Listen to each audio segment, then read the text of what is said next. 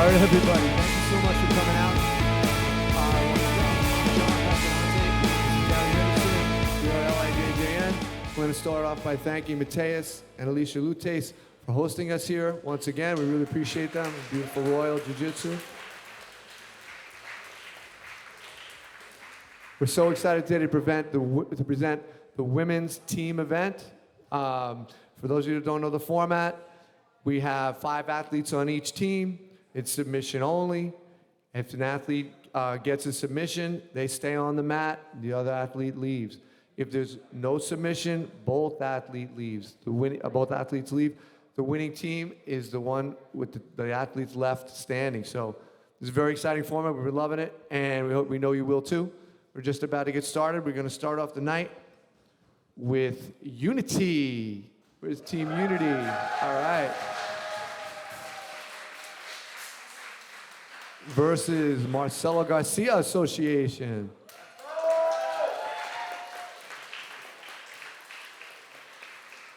Our referee today is Damian Rosenstock. Sorry, Damian.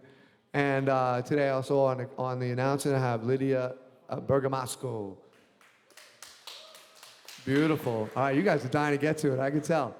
All right, first up from Team Unity is Leah Shambadal. And from Marcelo Garcia Association, Alejandra Paz. Whenever you're ready, combate. And we're live. Happy Sunday, everyone. Welcome to Royal Jiu Jitsu. We have our first match of the Women's Team Series. Hey, John. Yeah, we're excited to present this. It's been going great with the men, and we always want to include the women because it's so important in the sport. Absolutely. We have Shambadal versus Paz here. Still standing on our feet, doing a really good job of nullifying the club, addressing hand fighting.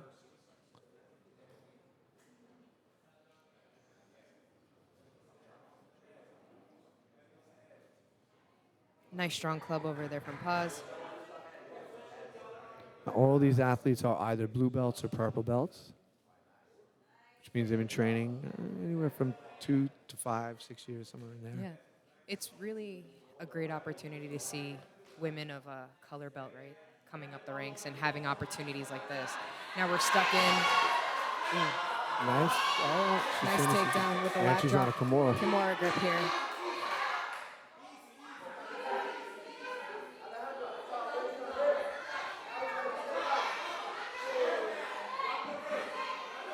So if Ali can turn into her, can she do it? She's going to get the straight arm bar.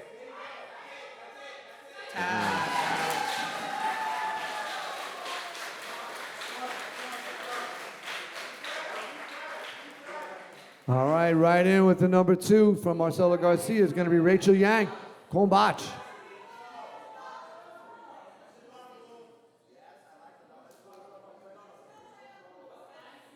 So yeah, we get right to it. If this is a mission.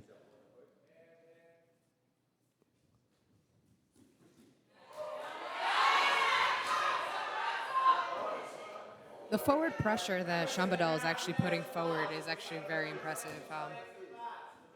Coming in at 132 pounds, it's... Oh, this is actually Leah, her Leah. sister. Ah. We got Eloise is second up. Got it. So she's 147.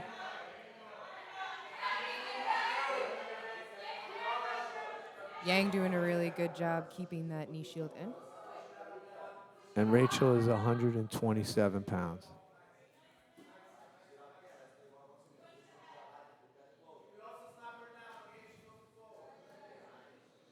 So we got a 20-pound difference.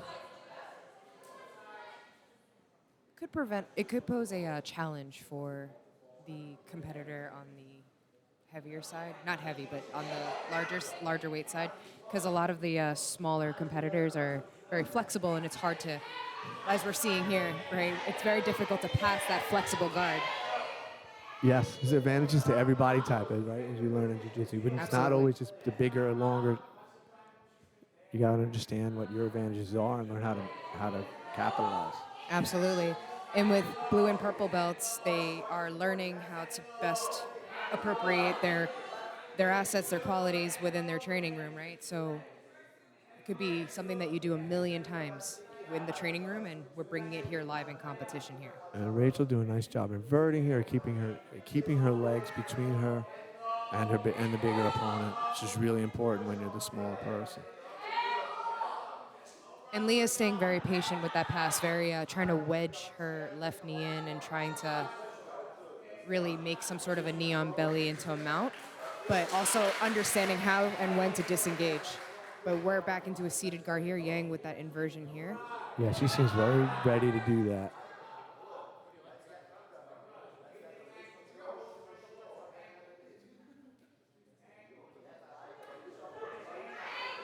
Shooting in for a Yeah, she was a little Hail far Mary. away for that, but that would have been cool. I love the idea. You know, you have to just attack from guard. You can't just be defensive. If you're gonna play guard, you gotta be attacking from guard. And we're going another Leah, Kimura yep, here. right out, took the words right out of my mouth. Attacking another Kimura grip.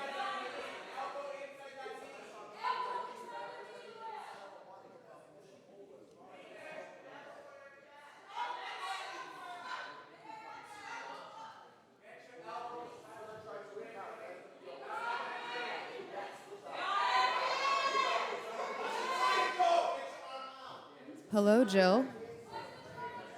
Jill Peterson just coming in, everybody, to help us out with the play-by-play. Yeah, I know it's been tough. It's tough traveling this part of town. Yeah, this part of the world. I'm so happy to have you both here. Yeah. When we're doing doing a women's event, I love you guys immediately because you could. Well, I'm sorry to even say that. You guys do a great job, regardless. All right, I apologize, but you've been on our events. You guys competed against each other, which was really exciting in Jersey. Yeah. And we're so happy to have you here. Always happy to be a part of any type of event here. Now, Leah is just like really trying to capitalize on that Kimura grip. It looks like she likes to force a transition with that Kimura grip here. So I'm curious to see how she utilizes that to either pass the guard of Yang, but Rachel's coming up with her version of a wrestle up, but she has to be very cautious. Yeah, watch her neck, but she. Yep. Well, she's on this arm. She's got this could be a nice opportunity. With a little, beautiful escape by Rachel. We have about 1:40 left in regulation time before we step into our potential first overtime rule set, right? Well, no, it wouldn't be an overtime Wouldn't yet. be- So overtime only happens in the event that they're tied at the end of the 5 athletes. Ah, there it is. So then it would be, if there's no sub here, we take a minute break and the next 2 athletes come out. Okay. Correct.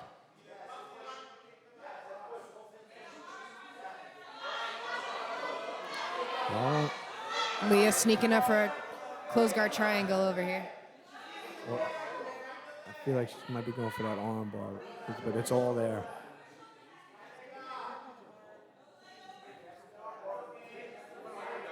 Yeah. Rachel being really patient here in top guard.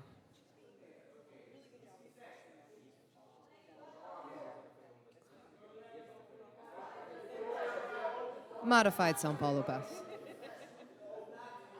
She can get her stacked up on her neck. Oh, that's not good. Yeah, it's tough. You want to stack them up on their neck, but you can't let them go back to belly.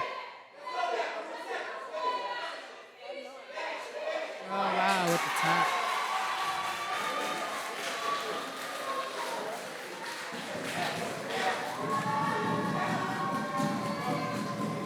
All right, here comes Ina Olivio. Right in on it. Don't botch. No, she did her work. She did her work for the day. This is not fun right now for her. But it's going to be tough for Marcelo Garcia to come back.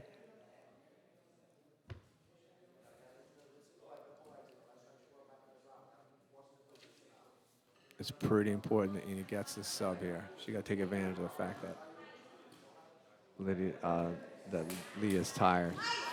Beautiful outside foot trip.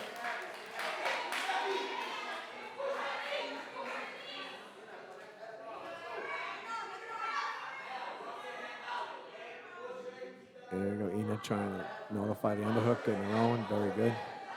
Capitalizing on that top pressure, keeping the opponent flat on the back in these positions is essential, and Ina's doing a really good job of keeping her weight leveled and utilizing that pressure to move forward with passing.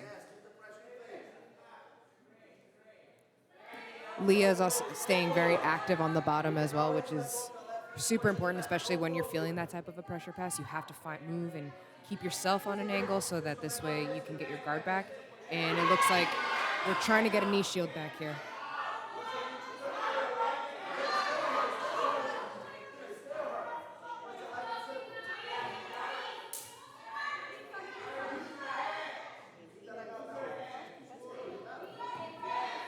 She got to back up out of that down. Let's back up.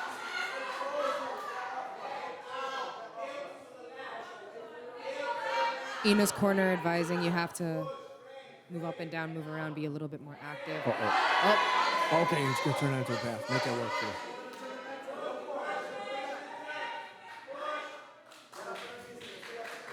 Well done on Ina's part. It could have been dangerous.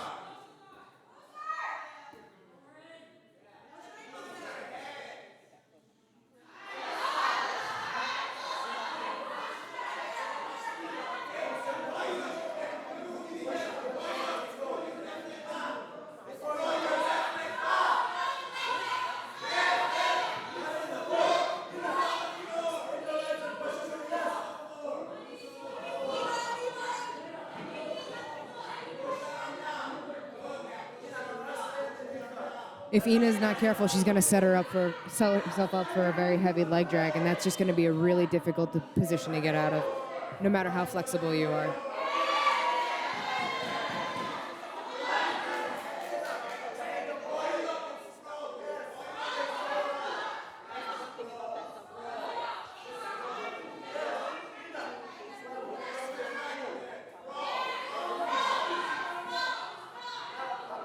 Ina forcing herself into some sort of inversion. Leah definitely capitalizing on being in the top position. Leah could stretch that leg back out, and Yeah. those feet will part pretty easily, I think.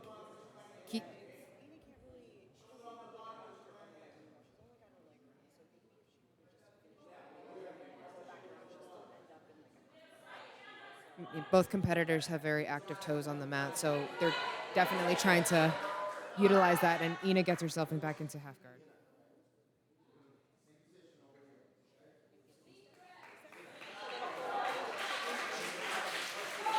Yeah, that's good. Traffic hazard.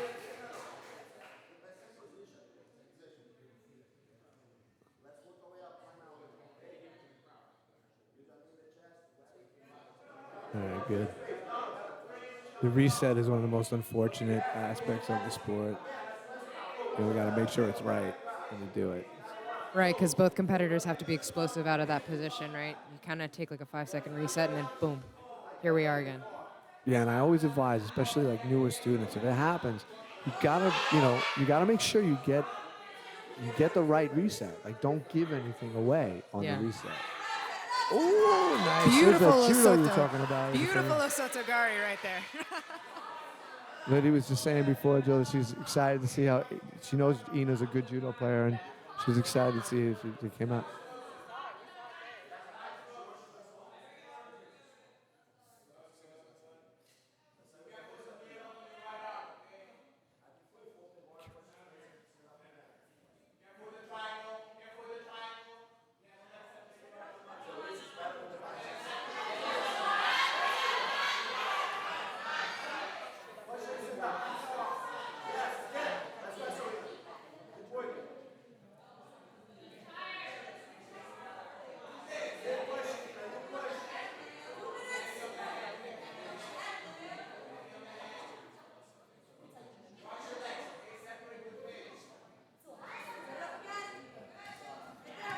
Set up for Nuchimura.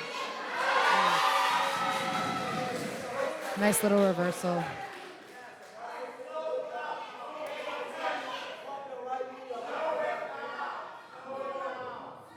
The crowd is definitely getting riled up in here over at Royal Jiu Jitsu here. About 1:20 left.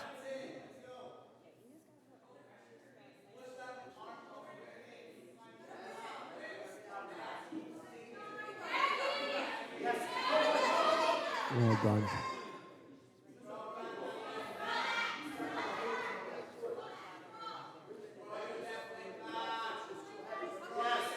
It's harder to move. Excuse me. It's harder to move and utilize the position when you're kind of stuck and being stacked. But Ina's doing a really good job. But again, the patience level on both competitors is unbelievable, right? Leah with her pressure on top and Ina with her outside ashi. It's really great to see the progression of the match. Tricky little knee cut over there by Leah. 30 seconds remaining.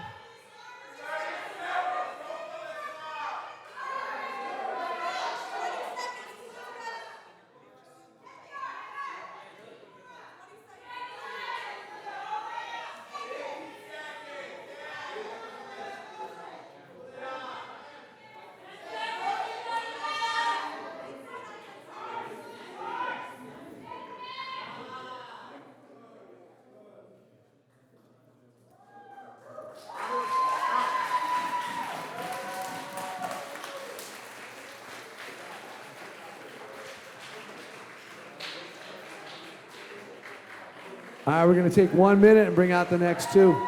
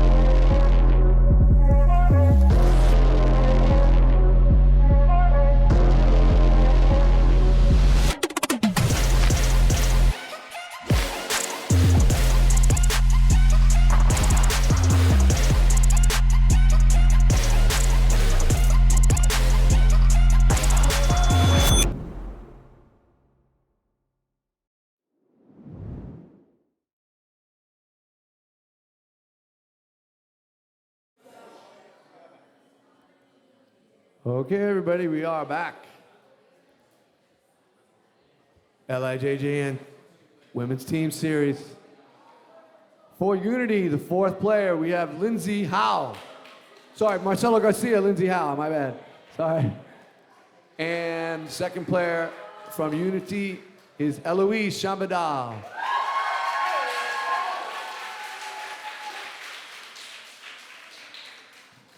Whenever you're ready, ref. Gombach. All right, so Eloise is only the second competitor we've seen from Unity so far. I mean, Leah killed it the first 3 matches. So, you know, we have Marcelo Garcia. They need to come back. Yeah, there's a lot of pressure on Lindsay here to make something happen. This is more of a closer weight match, right? Lindsay weighed in at 127 and Eloise weighed in at 132. Yeah. So we're looking at some like featherweight action going on. She wasn't really on the neck, but Lindsay had to get herself out of trouble. It forces that takedown, right? It forces that mentality of like we have to go down, we have to have that control. So that was a really good read on Eloise's part.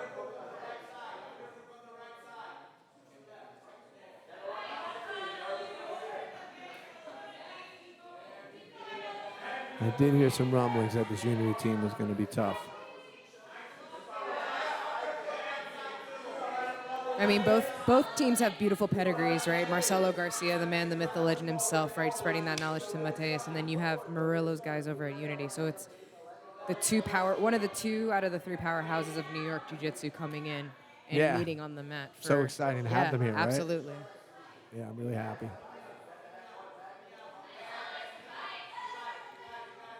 Right, you see Eloise, she's got a really heavy half guard here. She's really pressure heavy, really utilizing that cross face.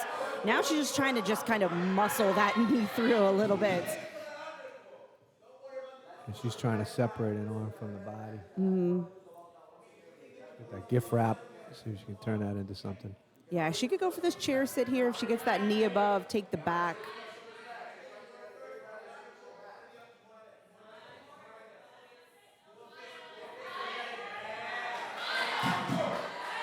Yeah, that's what she Wow. decides to do. Yeah. Yep, but it looks like she's attacking the arm instead of taking the back. She's got a nice arm bar here. She try and pop her head out. She's got that leg, which makes it hard for her to finish the arm bar, but she can pop her head out, push that other leg off her head. And Yeah. she can go up. And now she's Eloise just lacing that outside right leg in to try to go for a triangle armbar type setup here. Couldn't quite get it locked up, but oh, she's got the arm extended and a That's tap. a tap. Wow.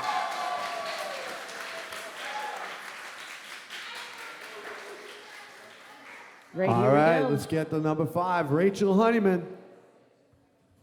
All right, fifth and final competitor here from Marcelo Garcia. We got Rachel Honeyman here against Eloise.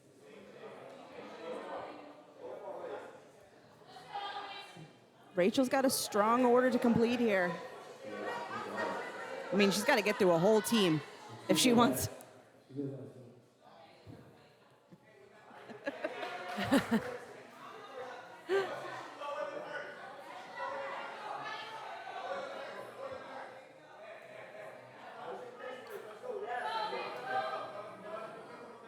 Yeah, sorry. Rachel's a last-minute replacement. So originally we were supposed to have Solange Van Dorn. She got hurt her knee the other day. yeah. Solange is also another fierce competitor that's up and coming in the scene. Oh, Eloise with that guillotine setup again. And she's under the neck. Yeah, Rachel, she dove down for that single yeah, leg. that's Eloise, oh, and a tap. Woo!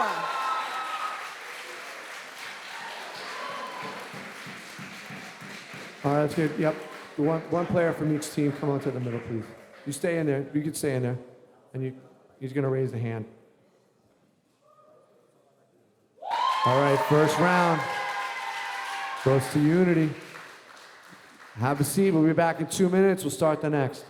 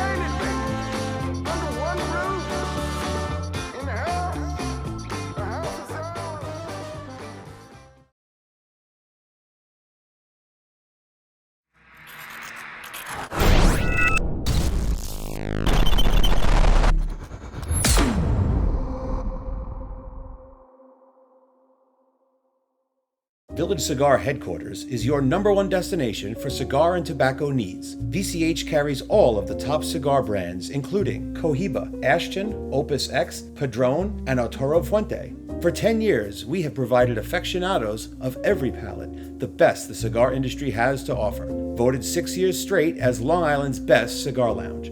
VCH caters to events outside of the lounge, like weddings, birthdays, festivals, or even martial arts events.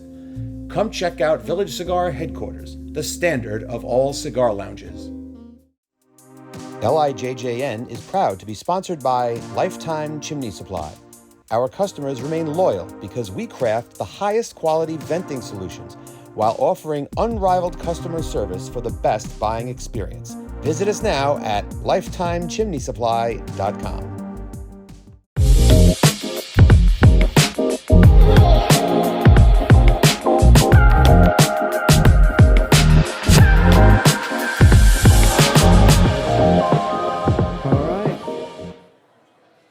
Jill Peterson, Lydia Bergamasco. Nice to Hello. have you. Having fun? Yes. All right, it's gonna get good. I promise you. So far, the Shambadal sisters really getting it. Yeah, Right? that very impressive. Excellent strategy on Unity's end to send two of their what looks like. I mean, we haven't seen the rest of the team, right? But it looks like they have a lot of tools in their box when it comes to no-gi jiu-jitsu, right? It's different than gi jiu-jitsu, I feel, and it's really interesting to see that strategy with both of the sisters, both of the Shambadal sisters, really having similar yet different games. And we didn't get to see the rest of the team. They got Melissa Peart, 196 pounds, Marceli Cardia.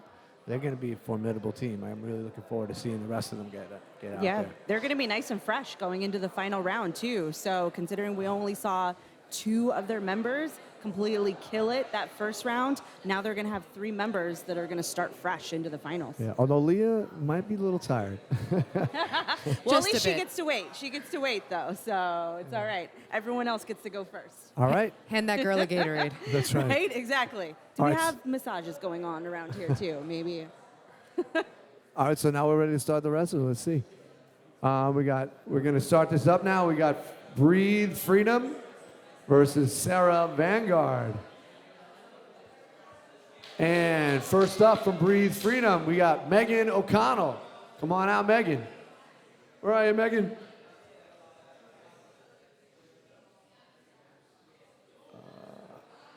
Maybe they're in the locker room. All right, let's get going. Well, wait, because they're not ready. Let's see what we get. Oh, here comes Team Serra. Just a little group kumbaya. Kind of get the spirits up. I mean, seeing how intense those first 5 matches are, it's definitely For real. it's definitely like a world shaker, Plus, I'd love to see, like, a Matt Serra pep talk that they were having over there, To be a fly in that room. Right? I want to hear what he says before these matches. Like, I want to hear how he motivates. I got his- some interest for you. His daughter and his wife are on the team. Oh, Wow. nice. Because I think didn't Anne have her first like MMA fight recently within the last like couple months? So That I don't know. Hey, I it's a know whole they've been family competing affair. in jiu-jitsu. I've seen them at Pride and local tournaments. So they're into it. So I'm so glad we can have them. I guess that, all right, everybody's in position. Great. All right, now we can kick this off.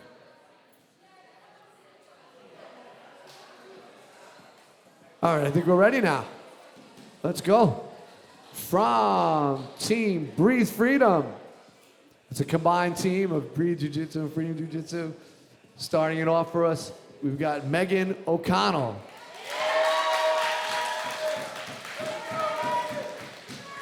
And from the Serra Vanguard team, starting off, we have Brianna Rella. Great. Watch. Here we go. We're kicking off the top of this bracket here. This 5-woman quintet style 5 versus 5 team event. And we're on the arm already.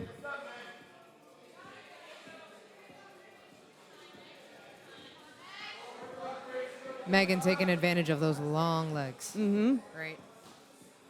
Jill, previously, John and I were talking about how it's not necessarily always the size of the competitor, but it's just like the skills and the abilities that they utilize with their size. And in this instance, Meg is definitely taking advantage of being the longer competitor with that control. Absolutely. I'm jealous of all them. I got little T-Rex arms. It is. Little leg club. Yeah, but that presents an event, difficulties for opponents too. Megan's 161 pounds, and Brianna is 106. Sorry. Yeah, Megan's 161. Brianna is 116. So a little bit of number dyslexia right We there. got a 50. We got a 50-pound difference here to start. It's like watching me and Fiona go at it right now. But Brianna doing well, not being overpowered. She got that knee through. She get the other knee through. It should be golden. Well, she's taking advantage of her size, right? Being small and keeping tight, Nicely right? done there. Yep, absolutely. As I say that, forces the turtle position on Megan. Oh, that was smart. Well timed that roll to prevent the back take. I thought for sure she was getting the back take. We see it here again. Brianna really just making herself tiny, making herself really tight, right? Distance management is essential, especially when you're a shorter opponent going against someone who's a little bit longer, a little bit lanky. So once you ball yourself up and you utilize that to pass, Nice. you can take advantage of that. Right to the back.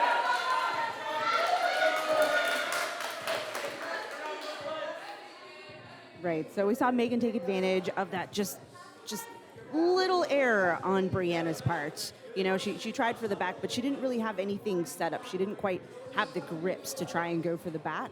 So, She didn't have any underhook. She didn't have with the arms, right? yeah, and especially when you're trying to move a bigger opponent for a back take like that, you have to have some kind of a grip first. To hang on, otherwise they're going away.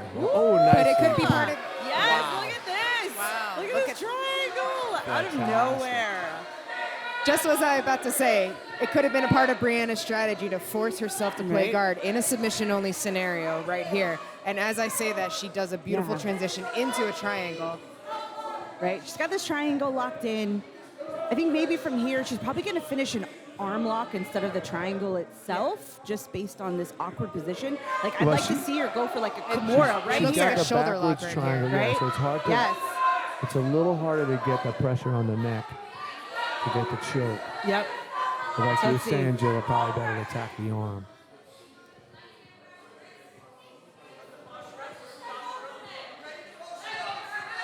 Very patient on Brianna right now, not trying to rush the submission, even though she has it pretty locked in. Megan doing a really good job of just trying to stack Brianna to try to get herself free, and she does so. She's free. Yeah, that wrong side triangle is it's tough to make the tap. With 2:30 to go, we still have plenty of time for more jiu-jitsu here.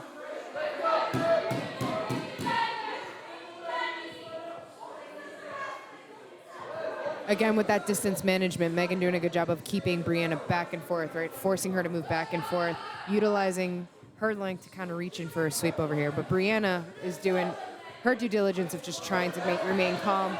And she looks like she has an ankle lock this way, a belly down ankle lock right here. Yeah, I felt like she was looking.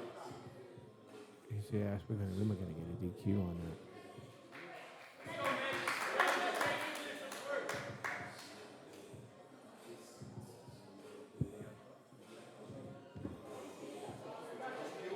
What's that? It was, if that's what you saw, it's a DQ. It's a DQ. Do you want to look at it again? You want to look at it? What do you think? Yeah, let's look at it again. Hey, wait, Damien, Wait, Damien. Damien, let's look at it again. Does someone have it on their phone? You want to look at it again? All right, you saw pretty clear it was on the replay. All right. All right, that's it.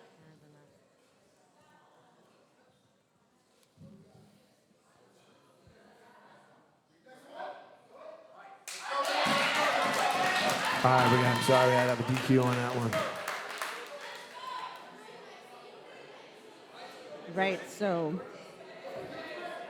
So for our audiences, it was an attack on her reap leg, which led Brianna to be unfortunately disqualified.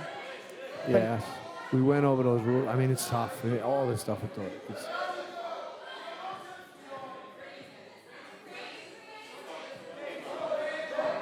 So now we have Serra competing right now Right. for Team Serra. and this is Matt's wife. She's doing a good job of just being a wet blanket on top of Megan right now. Keeping her legs back, yep. Oh, the DQ is unfortunate, especially because Brianna's fighting so well.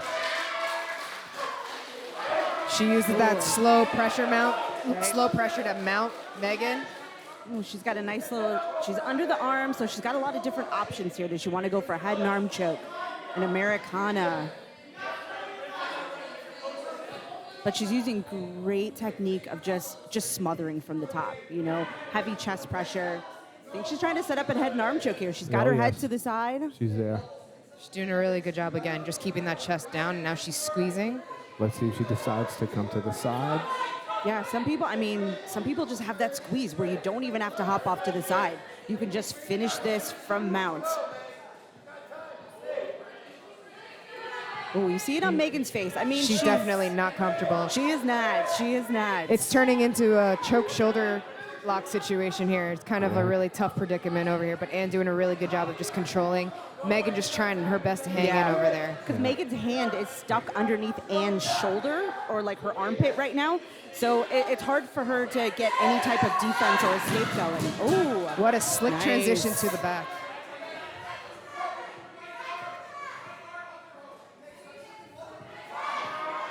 Can't see if she still has an arm under the chin. I don't think she does. No, and it'll be hard to finish a choke from this position anyways because Megan is on her side instead of on her stomach or on her back right now.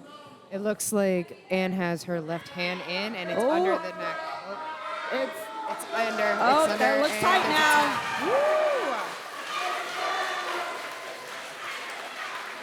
Woo! Right, here we go. We got Kristen Cassia from Breathe Freedom up against Anne All Serra. right, in comes Kristen Cassia. Both teams are tied up. And if I failed to mention, this is Ann Serra out there for Team Serra.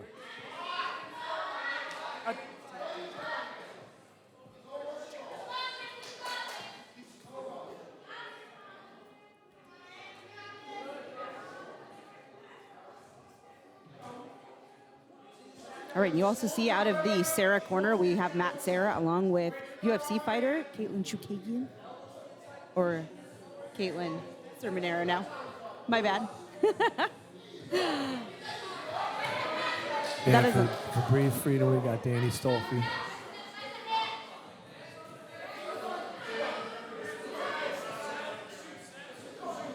Right, we got really aggressive hand fighting by Yeah, both they want women that here. collar tie. They both want to Right? get They, there.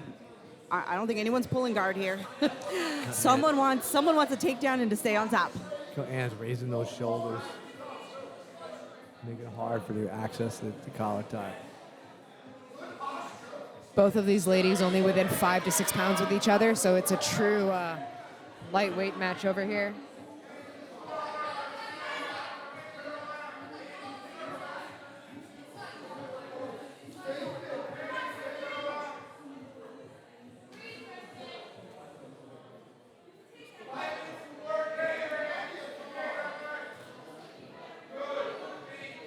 And getting a good understanding and trying to read Kristen's transitioning here.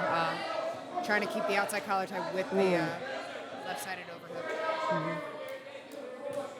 Yeah, Anne's doing a great job. She's getting the collar tie, but then she's kind of waiting for Kristen to move a little bit, just seeing what she's going to do next.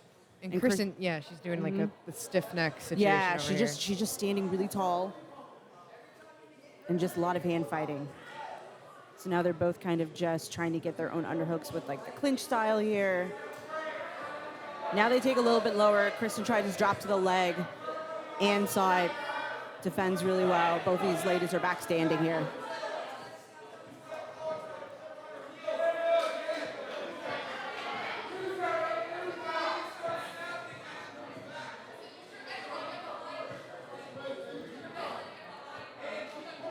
And both these ladies are expending a lot of energy right now. It's tough.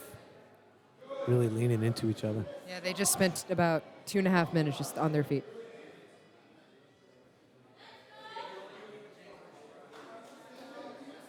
I like the strategy of the tie clench here.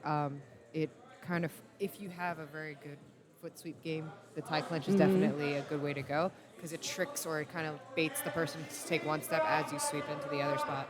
You could tell Anne's got a MMA background. She brings those shoulders up. As if, in her stance, as if she's trying to Always protect her protecting the neck. chin.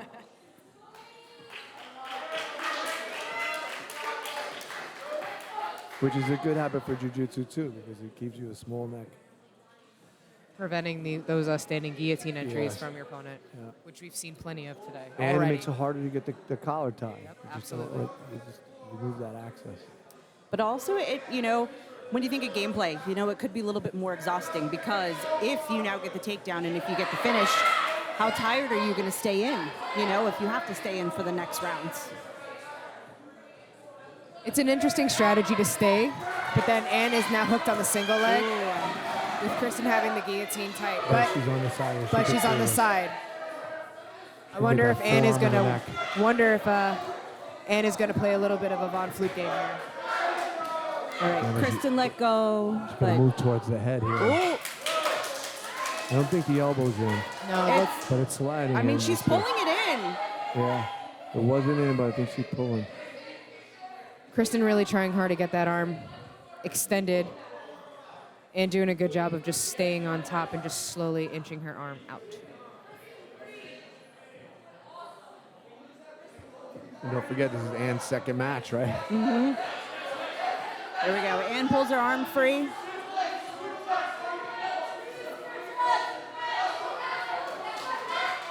This So, but now- reverse mount position, see how she gets out of it.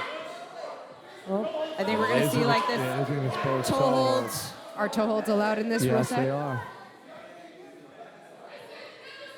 Yeah, that's the smart thing to do. Straighten that and well done. She's gonna drive her weight, try to get her back to get Kristen's back on the floor.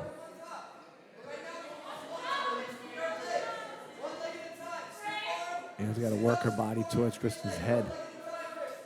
I like the strategy of controlling the bottom though, because that prevents guard retention. That prevents them to, Very nice they're- mount. as I say that, right into the mouth.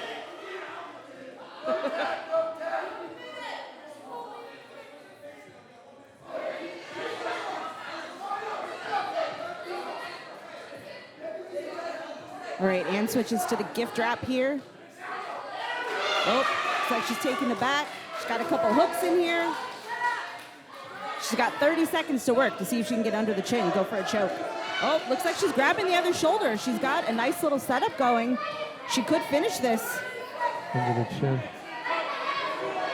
And being that Anne's daughter is also on the team, she's not the youngest athlete out there. I'm pretty impressed. 15 seconds. Can she get this? It would be big.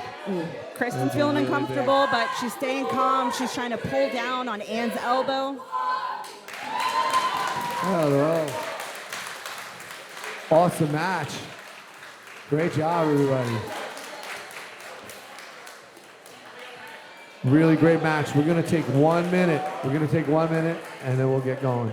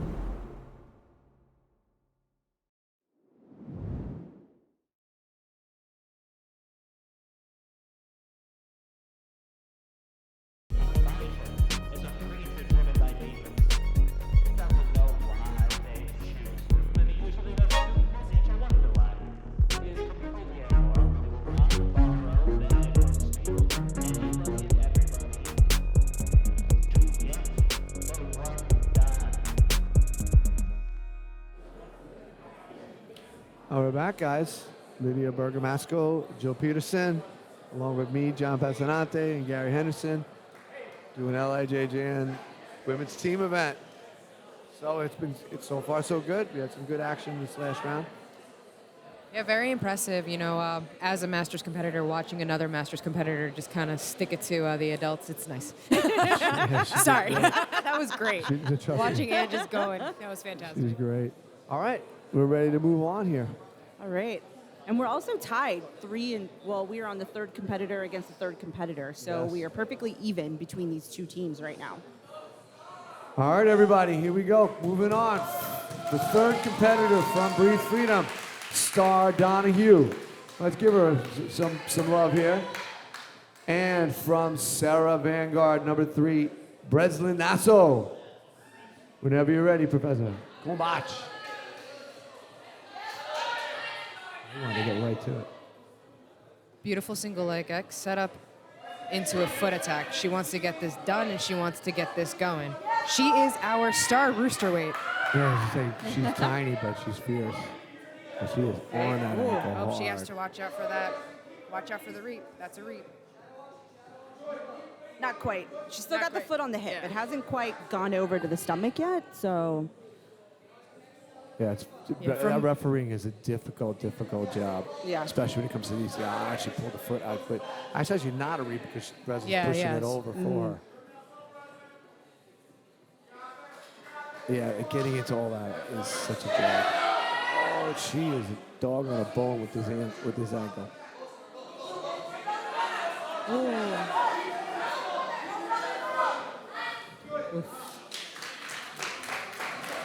Doing it at the top. We reset in the middle. Back in. Star wasting no time. Right on it again. Right into that foot. Right onto that foot. If she could raise that hand up higher in her chest, we could. Breslin controlling that outside foot, so now it kind of takes away a little bit of the umpapa of the foot lock here.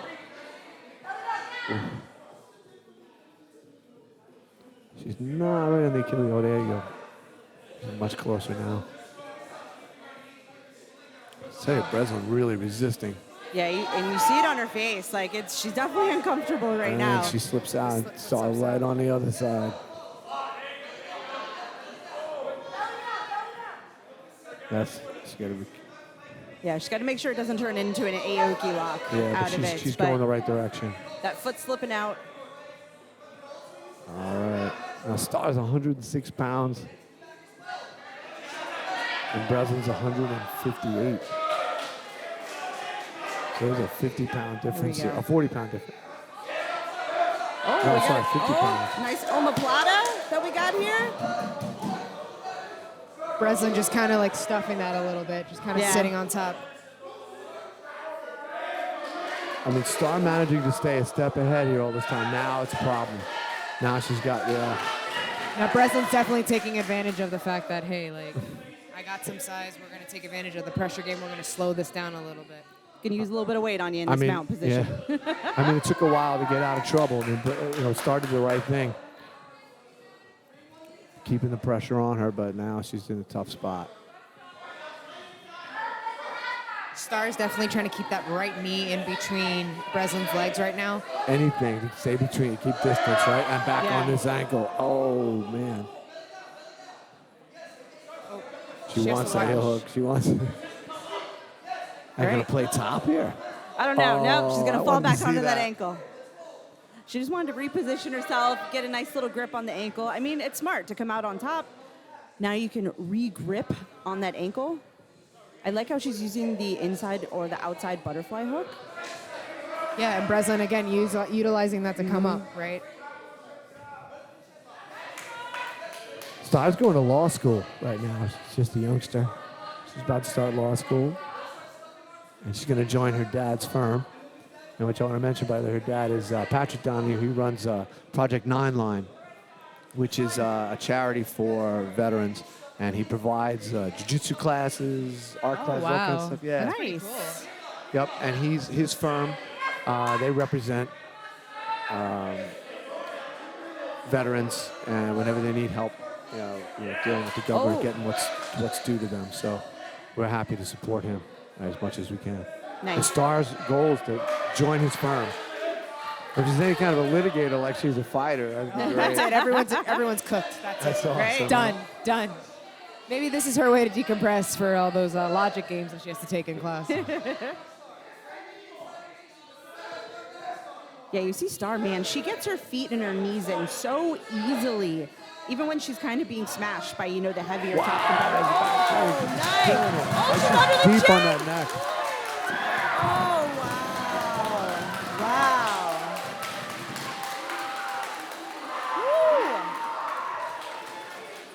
Woo. And right at it now.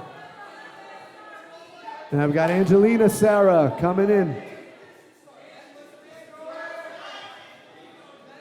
We got baby Serra over here. Say, Star, I'm impressed with that Star today. That was pretty sick. I mean, it's tough. You're 106 pounds. You're the smallest person in the room every night. That's hard. It is, but it also allows you to develop your game against a bigger, taller opponent, right? You have no choice. Absolutely. And when she ends up having to fight someone in her weight class for rooster weight. They're all like, that's the thing, they're all putting up with the same thing at their gym. Oh, yeah, absolutely. So it's always a battle. So those rooster weights are very technical match. They're great. I mean, and even in no-gi, it's so much harder, too. It's when you're in the gi, at least when you get those gi grips, it's, you seem like it's an equalizer of some sort. But in no-gi, when you don't even have those grips, it seems like you're almost like starting from behind when you're the smaller person. It's like wrestling a seal. Well, now she's got to be a little tired. And Angelina's got to be a little heavier than she is. Angelina's 168. And again, we have a whole family affair here going for the Serra family. All right. Matt mentioned this before, and I think you'd appreciate me mentioning it.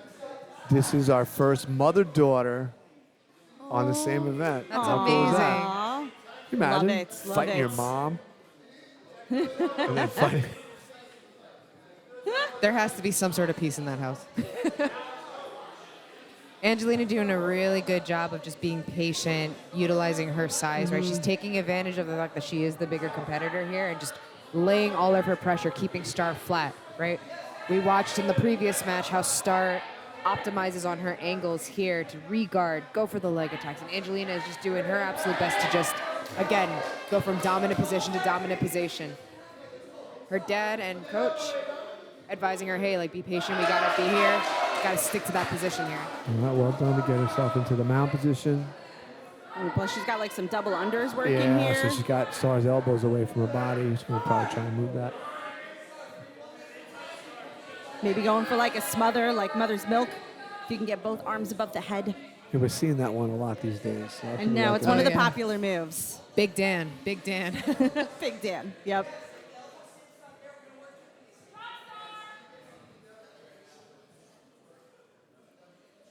Again, right?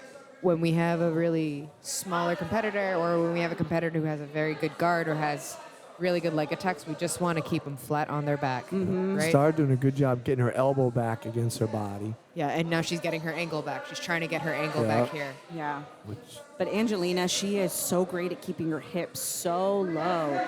she's keeping those ankles flat on the floor so Star can't get under Yep. her. Very good at controlling this position. She's doing exactly what she needs to do. Little gift wrap action over here from Yep. Angelina. So I don't know if we're going to see a back take or if she's going to go for that head and arm choke, which, hey, Yeah, as I said, it's a nice choke. like there. mother, like daughter, if both get a head and arm choke. Oh, So tough to stop this. Oh. Let's see what Damien decides. she's got a nice arm bar set up. Starting back in the middle. Let's try and reset that, Damien, the best we can. That's we got to do resets on everyone. Now we're going to have to go over that. It's supposed to be a reset. Let's get a reset as close as we can. That's what we're supposed to be doing.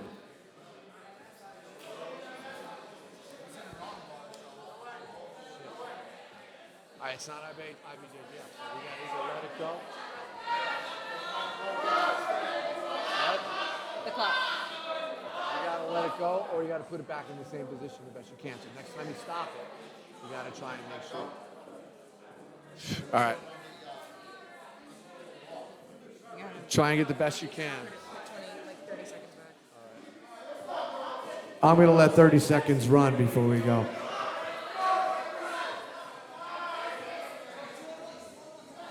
I'm sorry.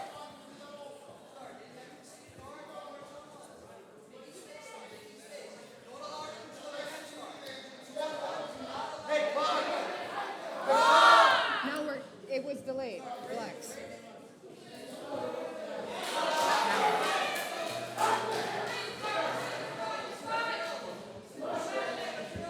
right, we got the time set. All right, we're supposed to be starting. We're trying to do a reset, but I mean, it's tough to reset in a submission. Yeah. Unfortunately, out of bounds is always a difficult situation. Yeah, especially if the competitors move before you can even get a good visual on where they were. Yeah.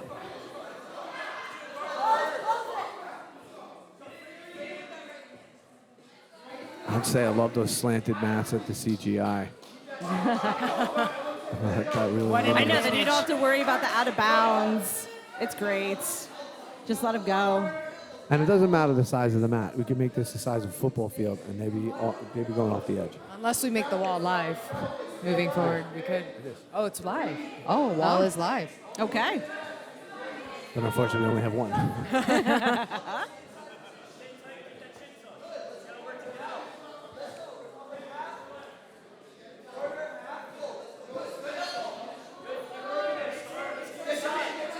All right, start hanging in there. Again, she's keeping that hook in, right? She's keeping that right leg in between Angelina's legs and trying to get her guard back, that butterfly. Yeah, doing her job today, getting that sub on a bigger opponent, and then if she can hold off this opponent. Yeah, last time she used that hook to be able to get into, her ankle lock, her straight ankle lock attempts that she was going for the first round. But Angelina is just such a seem like more aggressively heavy opponent. Oh, she's got an arm lock there. Yeah, and they're defending nicely. I think this is gonna be in a draw here. They're both gonna come off, but I will say I'm very impressed with Star's submission attempts. Absolutely. She attacks from everywhere. she really does. But and doing a great job too. I mean, they're doing great jiu-jitsu. Awesome jiu-jitsu, both of you guys. We're gonna take a 1-minute break and we'll come back.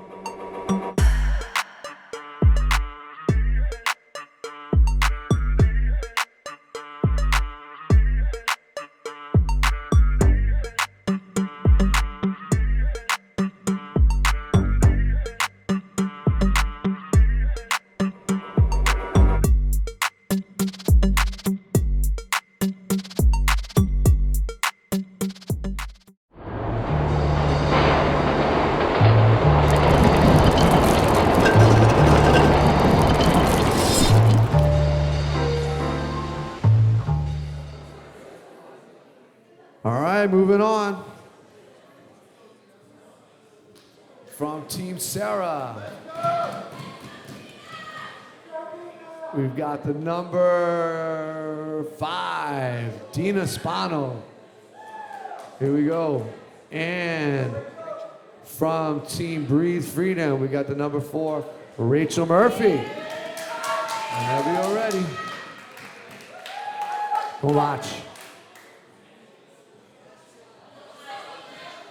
All right, so this is the 5th and final competitor by Serra Vanguard. So we got Dina here. So that means that Breathe Freedom is up by 1 point. So, Yes. I mean, if this goes to a draw, then Breathe Freedom wins this round. Correct. So the pressure's on here for Dina. She needs to sub. A draw is not good enough. Dina's 165 pounds. And Rachel is 122. This Breathe Freedom team is definitely on the light side.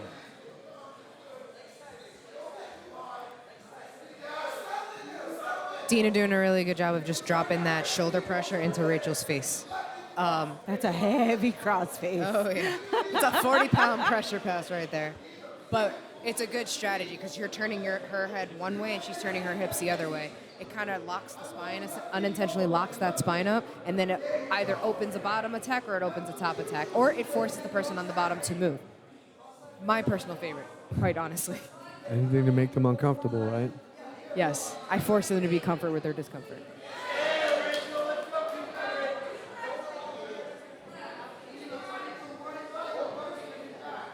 Dina driving that forehead into the solar plex of Rachel. Again, good strategy, pressure strategy, right? Yeah. A minute and a half of just essentially drowning Rachel in pressure. pushing that head, but she push it the other way. Makes it harder to pass this side. She's just got to clear the knee line for that pass. Well, Rachel's doing a good job. All right. I thought she was going to recover that guard. She was.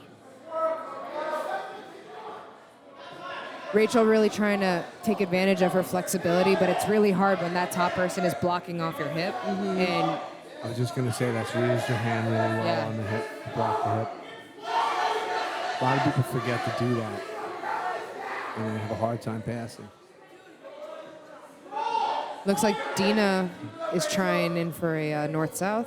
Rachel's doing her absolute best to just prevent that from happening, but I thought it was interesting how she had that hold of her foot there. Yeah, because I think, like, you know, if Dina really tried to really move into north-south, Rachel, because of her flexibility, would probably try for a back take over the top. So she was kind of locking one foot in place so that, you know, if Dina were to completely get all the way to north-south, that back take would be right there for her. it'd be more of a, hey, I'm here kind Yeah, of a right? situation. Yeah, but Dina's doing this smart job. You know, in north-south, she's staying really heavy on Rachel's hips. If she was higher up on the chest, then this is where we would see Rachel pop up those hips, pop up those legs, try for a back take. But again, you know, Dina's team, they're down by one. It's great that she's staying on heavy on top, but she's got to go for a sub. She's got to start isolating arms, you know, instead of just being heavy. She got about 2.5 minutes to do it, too. Be exciting. It'll force us to the overtime.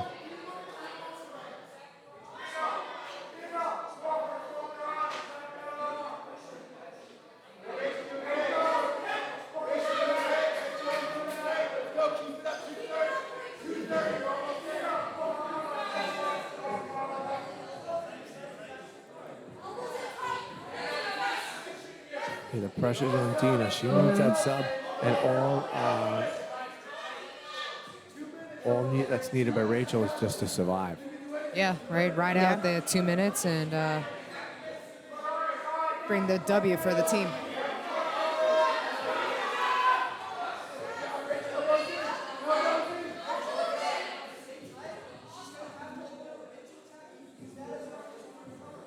It looks like she's going for an arm attack of some sort, and maybe trying to peel the arm out to bait in.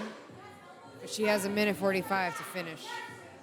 Yeah, I think she's got to take her hand from underneath Rachel's back, though, because she's worrying more about pinning, but she's going to need both arms to try and isolate one of Rachel's. And she might have to bait her into trying to escape just to open something up. I mean, she's got to, you know. She might have to take some chances.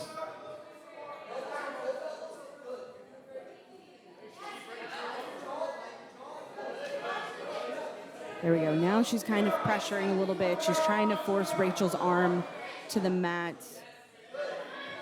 Rachel has both of her hands in, right, for like a motorcycle grip to kind of keep her away, keep her frames in, and she gets her half guard back.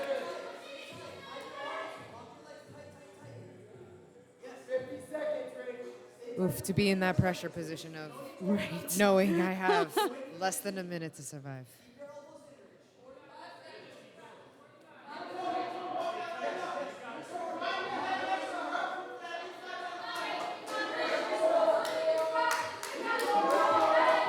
Let's see if Dina can get something.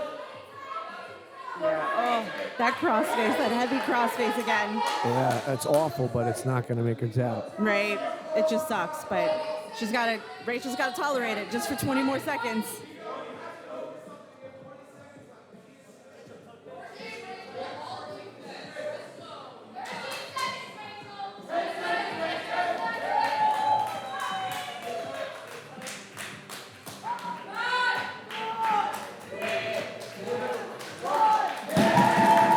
And Bree Freedom Jiu Jitsu takes the point for the team They do. So that's as the victor. And the win goes to Breathe Freedom, but we're going to get them back.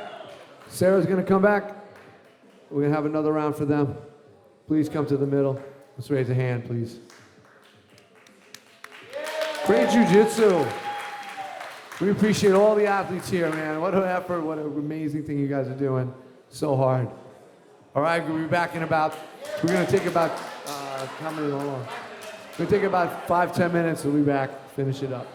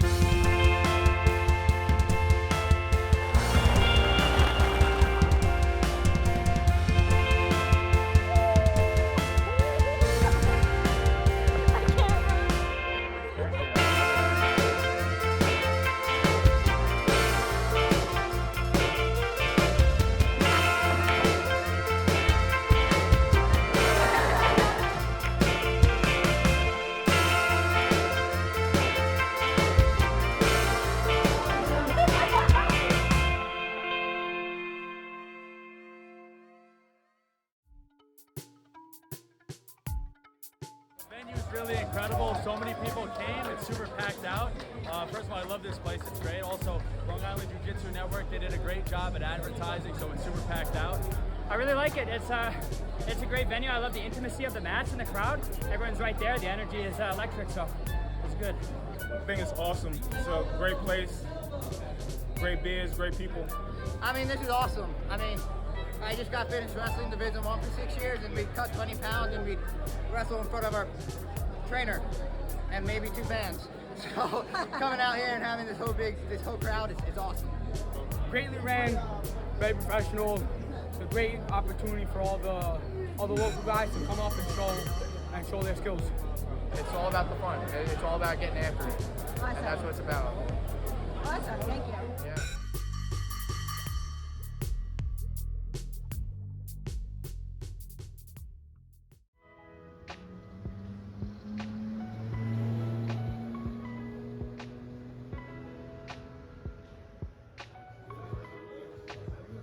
I'm very excited to be moving here to Long Island. It's a great environment, friendly environment. I'm so stoked to be moving here and open my academy. We haven't really something. I showed some cool techniques here. The house is packed. Everybody's super happy, super excited, and you know, it's such a great time.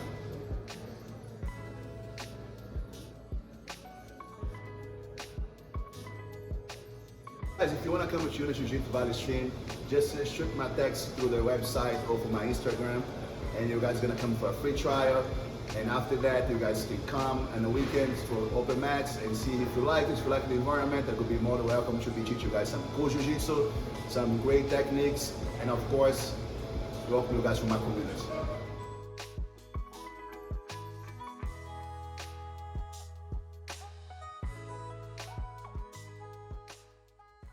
The energy here is just something special when you're a competitor on the mat. When you're cheering for your fellow teammates, like there's a buzz here. It's just something special, I think. Holy crap!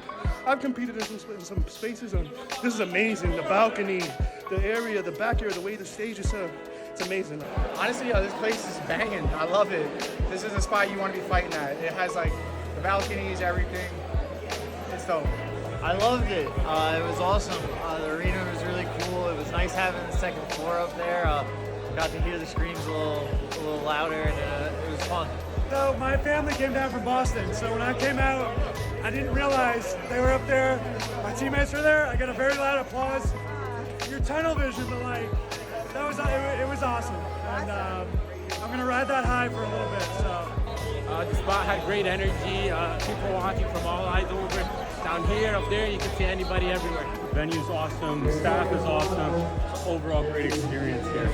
They have a beautiful venue, beautiful staff. They're putting on an amazing event.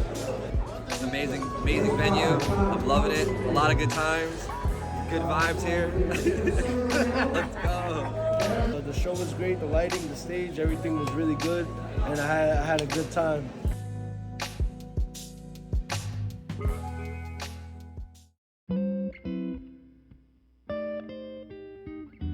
I've been training under Professor Carlos since 2019 under the Jiu-Jitsu Modern flag. Great brotherhood. I've met the most amazing people in my life. Jiu-Jitsu with Jiu-Jitsu Modern has changed my life in so many ways. Right now, currently, my son George, my daughter Gianna, and my wife Josephine, we all currently train under Jiu-Jitsu Modern. I've been competing a lot. I've been to Orlando, IBJF, we did Charleston. Recently we did Vegas Worlds, we did PANS as well. Long Island Jiu-Jitsu Network is doing right now, is going to create a big movement in the next probably 5 to 10 years. And without sponsorship, it's going to be a lot harder and tougher to make it happen. And that's why it means a lot to me to sponsor Jiu-Jitsu tournaments on Long Island with Long Island Jiu-Jitsu Network. So when you get a chance, come on down to Village Cigar headquarters. We're located at 185 Waverly Avenue. We're also located in Babylon Village, 212 East Main Street. Come on down, see our biggest cigar selection. We are a cigar bar sports lounge. Come down, support us so we can support you.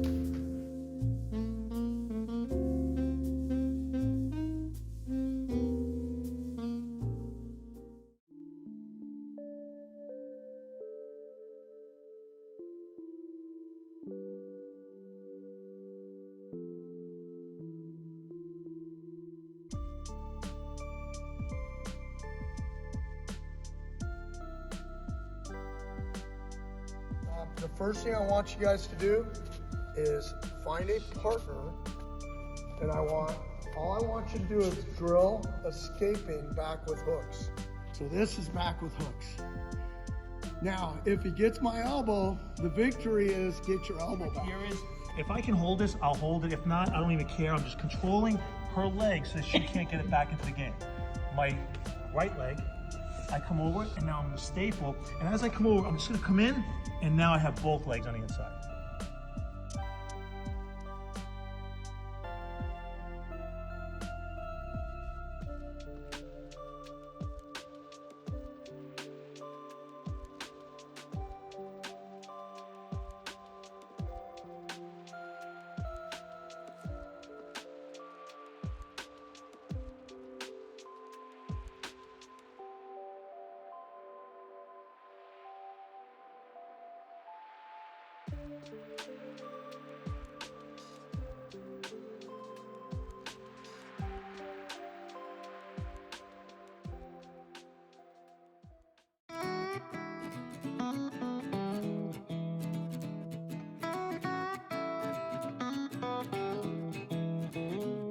First, I want to thank Long Island Jiu Jitsu Network for having this over 40 old man event. It was awesome.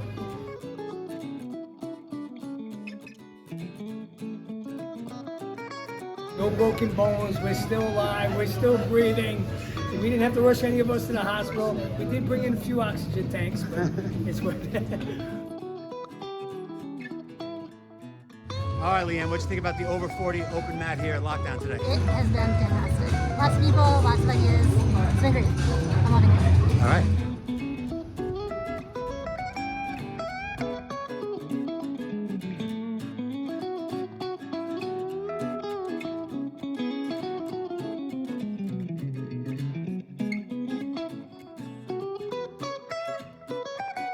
Great chance to cross-train with some other academies, and we have plenty of guys here today. Just a great event.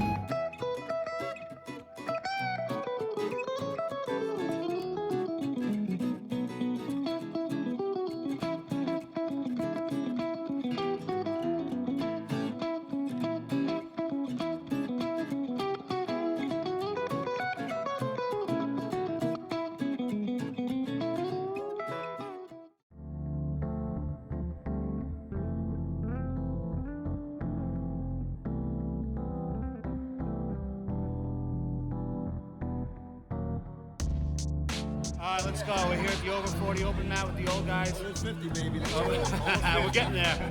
A little grayer than I thought. Everyone's having a good time. Yeah. We'll drink some beer soon.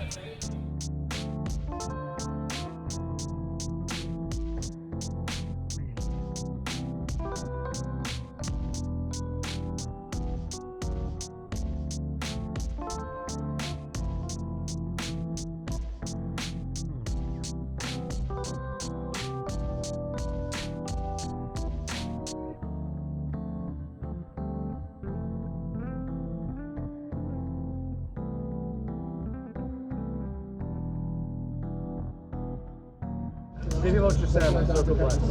Matt Scully, Black Belt, Vamos MMA, Holbrook, New York. Michael Smith, Vamos Brothers Brazilian Jiu-Jitsu MMA.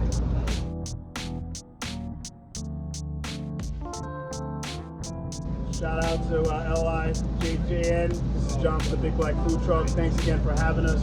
You can find us here at all their events. Peace out.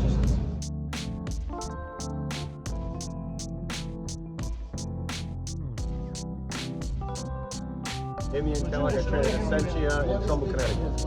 Dave Aberstine, I'm a blue belt.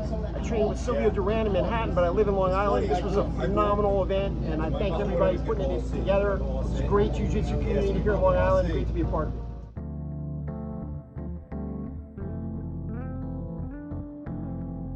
Bobby Nabayama, Bobby 5Gs. Check me on IG. I'm from UFC Gym Long Island, hanging out with LIJJN at Vamos, the most incredible open mat ever, with the grown and sexy, 40 and up. Be here next time. It was freaking amazing. Thank you again, LIJJN.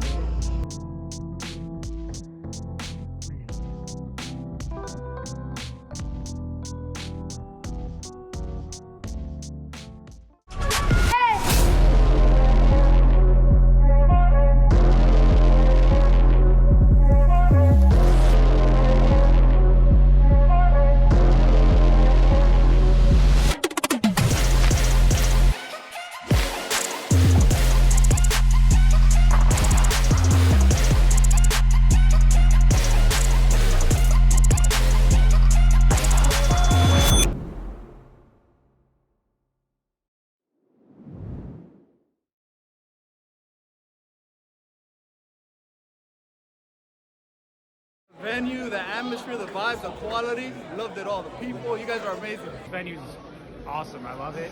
I can't wait. Keep building this community. This place, December, should be packed. Just the energy in here. When I walked in, I knew immediately, like, yeah, this is the place I want to be. I want to fight here. Like, I'm so excited. Oh, LIJJN is the best, honestly, the best promotion that I've ever been to. It's super cool to see one group of people fighting. Everybody's just watching that one set. It's awesome. I've done a lot of tournaments in the past, but I've never done a super fight at a place like this, so it's super exciting. Firefighters, cops, traffic cops, everybody should be in here just screaming, you know. And this is also, if you look around, it's like a John Wick scene. You know what I'm saying? It's a good crowd, right?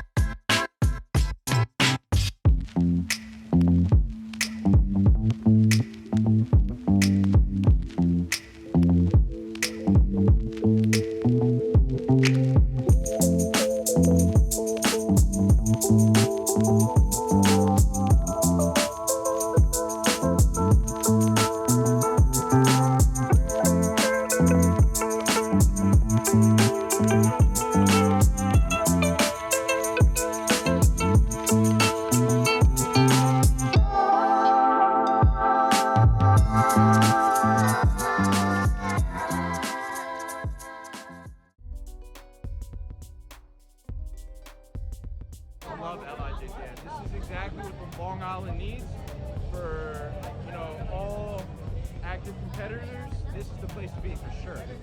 Loved it. I had a great time. You know, I knew that if I saw that ankle lock, that I would get the bite and I could finish it. So I'm just waiting for the next round. I just want that belt, that purple belt.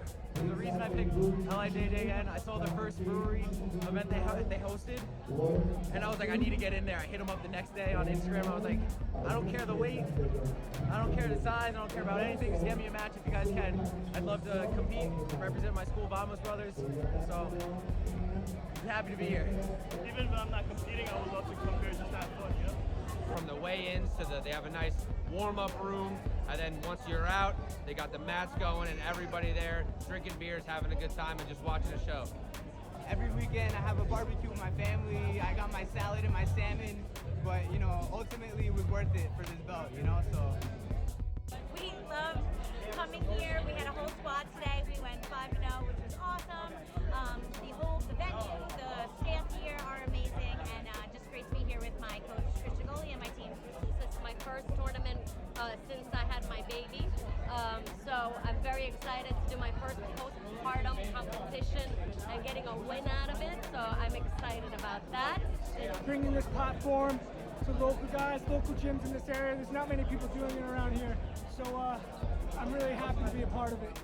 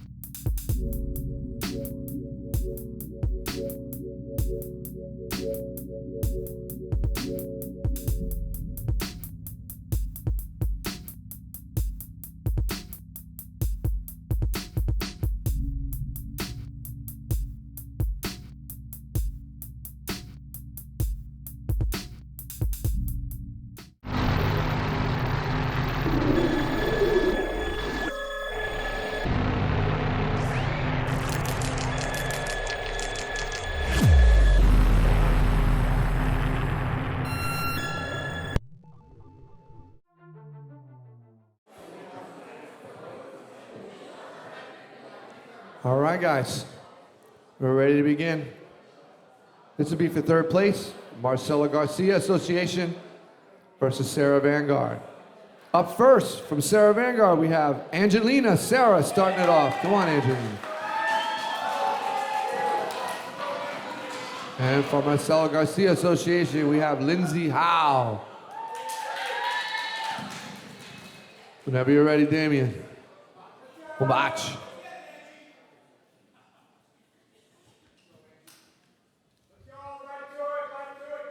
All right, so we got the battle for third place here. Ooh, nice. Nice, but she has to be careful of that guillotine setup. Oh, beautiful takedown. It was a nice duck under. It She was practiced that a few beautiful. times, I think. Maybe once or twice.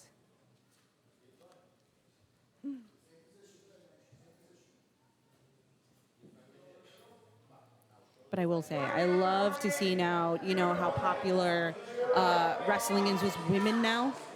We're seeing a lot more takedowns, a lot more aggressiveness from the standing, with this sport. It's not just women are the guard pullers anymore. They're really focusing on their wrestling, their judo, their takedowns. It's beautiful. What a way to make a stand, saying, hey, we're here, and we will throw you. Just in general, it's like high school wrestling. It's exploded for women over the years. So I love to see how popular it's gotten. And it's bringing a lot more women into the sport as well. Yeah, I agree. It also kind of gives it a little bit diversity in that sense too, right? It's like, hey, like how do we do takedowns compared to our male counterparts? And it's really cool to watch that develop and grow. Right. Right. Lindsay's got this tough lockdown that Angelina's got to deal with. Angelina kind of curling the head with Lindsay's head with her right arm. Again, trying to do that technique of making your hips go one way and your face going the other way. You can see that from like the Serra Vanguard team. They are very cross-face pressure heavy when it comes to their passing. In a way, it's kind of that hybrid MMA style too, right? I mean, you're more familiar with it than I am these days, but when you're always training with gloves or you're training with equipment, that crossface comes into handy, especially when you don't have grips. Yeah. Ooh, is she trying to lock up maybe a Kimura grip on the other side? Or is she just, she's trying to push the leg free? It looks like Lindsay's trying to trap that top hand. Yeah, so Angelina's just in this reverse half guard so that she can just try and push off of, if she can push Lindsay's, knee down so that Angelina can get just a little bit of her knee free, then she can continue to pass. But she might transition. Maybe she's got an arm locked up here. She could. It kind of looks like a no-gi octopus guard coming from Lindsay a little bit, right? I mean, it's kind of hard to... Yeah, so when you do octopus guard, when someone's in this like reverse half guard type position, you would have still you would expect to have that arm free to build a base. But you want to work that butterfly hook for octopus guard when someone is really smashed on top of your hips, because you just can't build that base to get to a true octopus guard.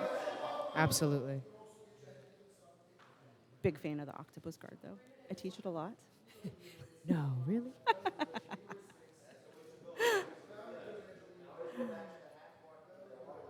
Angelina's just kind of keeping that chin on Lindsay's tricep, trying to create a flat motion here, right? But again, a bottom player who's playing their ankles, who knows how to go on the hip and the shoulders, kind of dangerous on the bottom. Yeah, and as we saw from Angelina earlier, she's excellent at staying heavy on top, but not allowing the bottom person any type of guard recovery. So she's keeping her knees in super tight. So Lindsay's not able to pull her leg in for any type of, butterfly guard setup, nothing like that. She's also doing a really good job of nullifying Lindsay's right forearm frame against the neck by kind of bobbing and ducking her head in. And then we're back up and trying to work an underhook crossface, an underhook situation, maybe trying to fish the crossface. But she's doing a crossface kind of like with her face. Yeah, and you see like the leg battle. Lindsay puts in this lockdown. Angelina, she kills it pretty quickly. So we're just kind of going back and forth with that a little bit, because especially this half guard position, when you have this heavy crossface, one of the easier ways to pass is when you tripod up. But when someone has the lockdown on your leg, it makes it impossible to try and tripod up.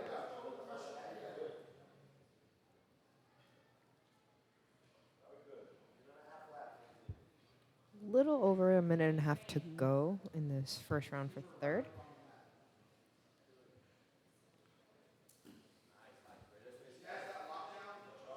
Yep, Lindsay's going back with the lockdown. I want to see her. She's lifting the leg up now, so it's a little bit harder for Angelina to escape. You know, I want to see Lindsay. You know, when you put a lockdown in, you kind of have to, like, you want to start moving your legs from side to side or Right. an up and down motion, so that you can at least create movement from the top person. Yeah, kind of like the scorpion tail motion, right? Like kind of like picking up and shifting back and forth and trying to get under the person for a sweep.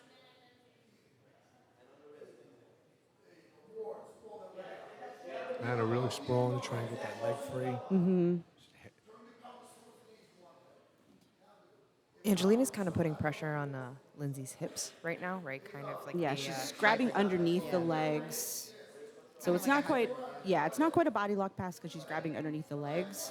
That's so she can back we up go. and kick her leg back and break the half guard open. There we go. Angelina finally gets that knee free, so she moves into this 3/4 mount. But she's got to be a little careful with her body positioning. Lindsay being the much lighter competitor, this would be somewhat of a victory to get Anna out of here.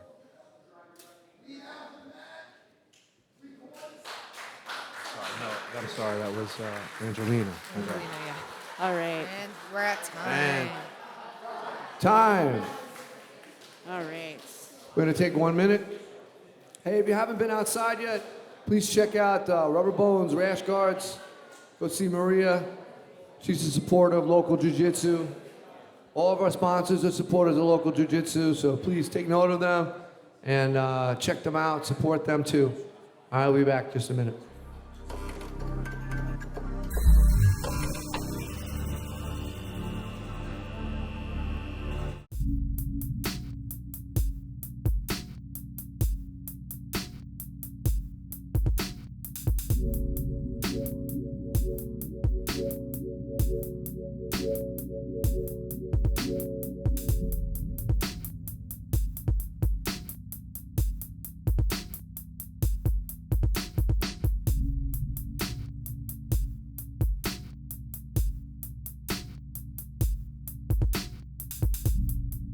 Gary here from LIJJN talking about Loyalty Tattoo. They're located at 419 Great East Neck Road in West Babylon, and they're owned by Eric Desmond, who happens to not only be an amazing artist, but a black belt in Brazilian Jiu Jitsu.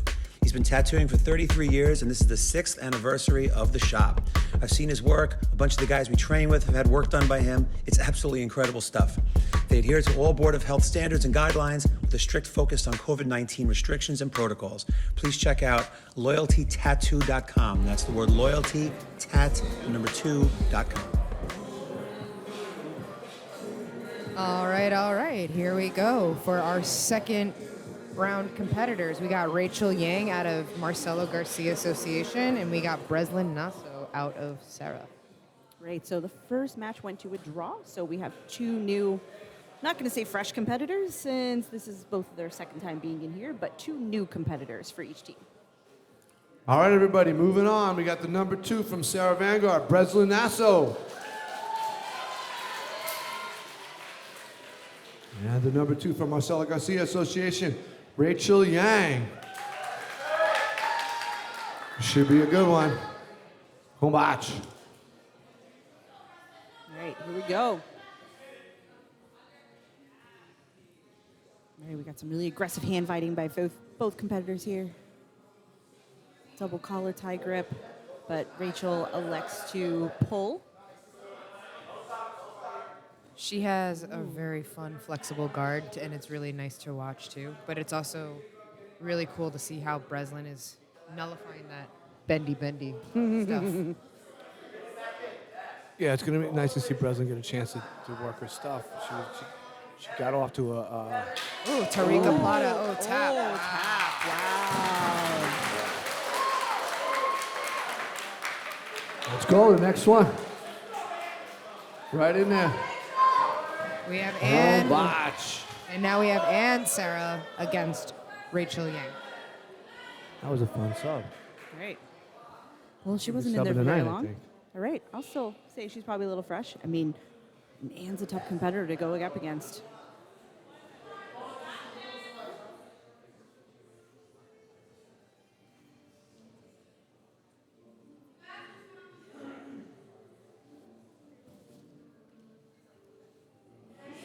Rachel's showing a versatility in her game, right? She can play stand up and she can play bottom. But Anne just kind of wraps up. Going for the snap down. Wow. Ooh, but Rachel, she goes to inverts. She's scary here, as we've seen. She's long and lean, but tough.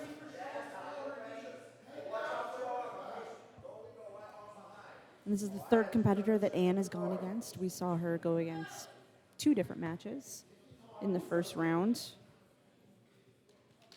That's right. We saw her against Megan O'Connell, who had that long-limbed guard. And we also had Kristen Cassia, who was very rough on the feet and just kind of stood for most of the time. Oh, she got a little bite on that arm. Oh, I mean, she's got an arm bar. I don't know if she's going to change this into a triangle instead. She was looking to, yeah. Yep. Foot's not quite locked in on a figure 4 yet, but Rachel kind of is really entangled in His Anne's head's limbs going to right pop out. Yeah, but she I does think have it's really one. the arm that's more of a problem. Yeah. Rachel's got a nice little bite on Anne's arm there. Like, that's what she doesn't want to give up. I'll tell you, you know, I like part of this format. I like, and on this night, to be able to see people get a few matches and see who's rich. Oh, now she's deeper into that arm. Anne's doing nice job blocking her head so she can't get out there and extend her back.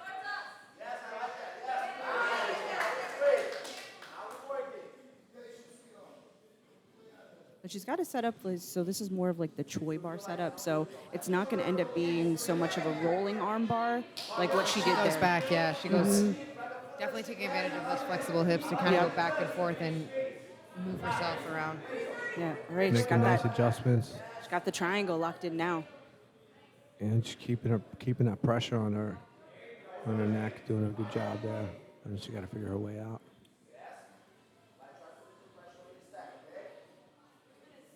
And staying calm, right? Keeping her stacked, keeping Rachel stacked, and walking towards the head. Both of these women making a great showing today. I mean, it's really excellent jiu-jitsu. Really amazing transitions, a lot of great escapes. Super clean. Super clean. I'm just seeing a whole plethora of attacks. And like a versatility of it, right? Yes. Like she had the Trica Plata, and now we know that she's very well phrased in the arm bars and triangles. Oh my.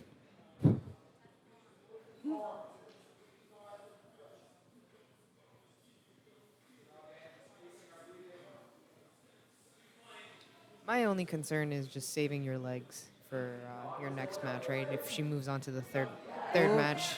Yeah, so this is the problem with if Anne's trying to posture up to get out of that triangle, she's got to be afraid of the arm being extended for that arm bar.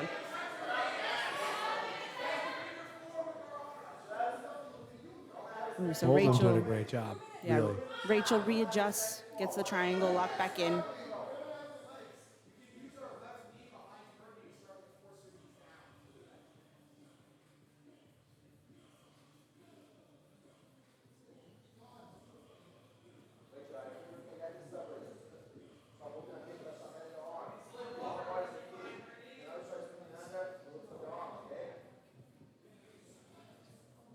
Notice how Anne keeps herself perpendicular to Rachel.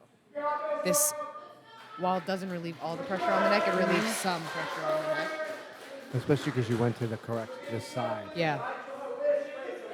And Oh, and she switches to the arm bar. And she loses it. Oh my gosh! Oh, she recollects it again. It was a nice escape. Anne staying I think stacked she's gonna though. So Anne's got to be smart here. She can't just yank up and try and pull her arm out. Oh, she's going belly down with it. Oh, it's a tap. Wow. Let's go. We got to move to the next. Great attacks, great defense. Let's go, you gotta go right on. Kombach, go get it, brethren. Now we have Brianna Rella going up against Rachel Yang. Very similar games. This should be a good match. This should be a good match. We had the unfortunate DQ before, but Oh, maybe. I think this is the first time We can see all a mounted day triangle here. Wow. that the competitors are the look same at it. size, and this is what happens. I mean, Rachel Yang has got to be tired. I mean, she worked hard.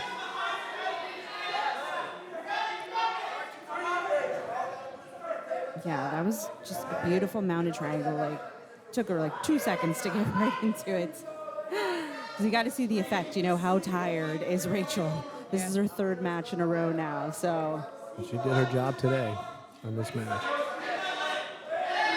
This is a super fight I'd like to see right here. I want to see if I can get this to happen with that arm. I wonder if she was baiting her with that arm. Yeah, I mean, it's tough to finish a mounted triangle in the traditional triangle sense. You know, a lot of the times you're going to finish this arm lock instead, you know, and that's what she did. You know, you saw Brianna, she started moving her body to the right. And wow, Brianna gets the tap. Wow.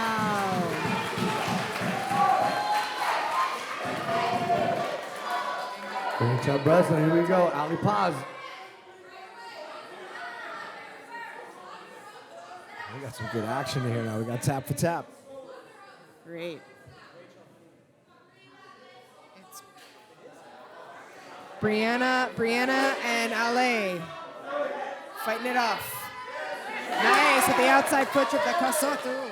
She did that in her first match. Rachel.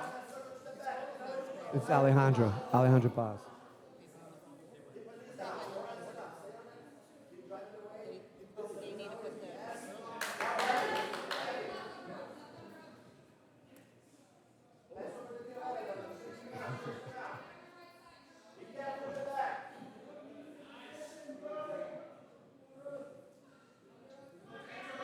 Ale maintaining top control here.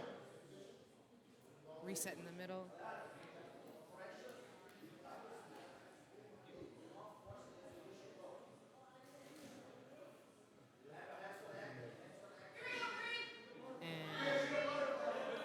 They're going. Time. I just hit it.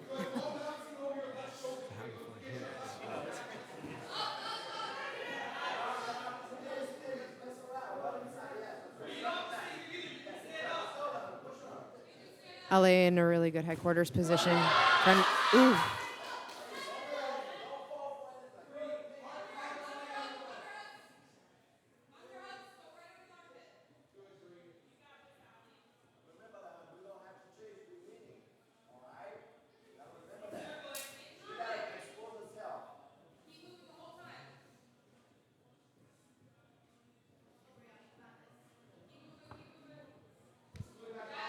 Ale with that really strong collar tie on Brianna's neck. Just trying to make that motion happen, right? Trying to make her misstep so that she can either shoot or go in for another foot sweep again. No, it got a little hectic there. We had tap for a little bit there, so I'm just getting everybody up to speed. Brianna is the fourth competitor for Serra, and Alejandra is the third for Marcelo Garcia. So Marcelo Garcia ahead for the moment. Pressure's on Brianna.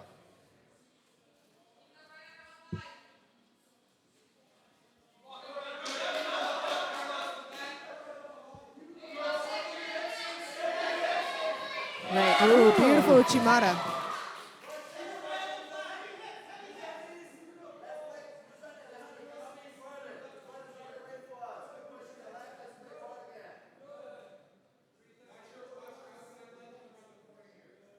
Kind of forcing into a knee shield here, essentially. A very, very like dropped knee shield. Oh, gotta watch for the triangle. She almost got caught.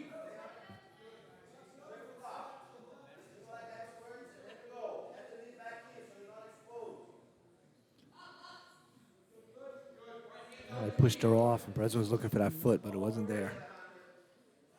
just kind of reaching in right here for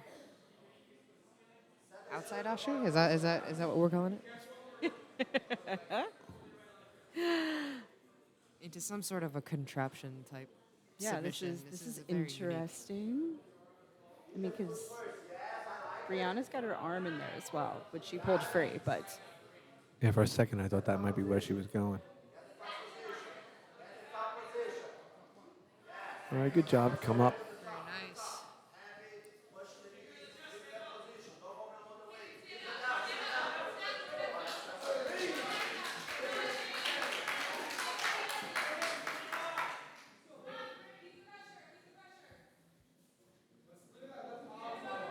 Ale is a LIJJN veteran. It's nice to see her back in her home gym, competing with her home team here at Royal Jiu Jitsu. Yeah. And Breslin's been with us before, too.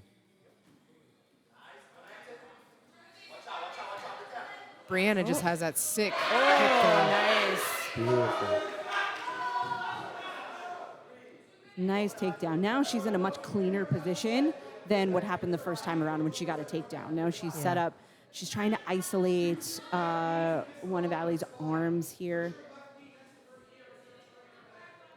This would be big if she could come up with the sub and even the score here.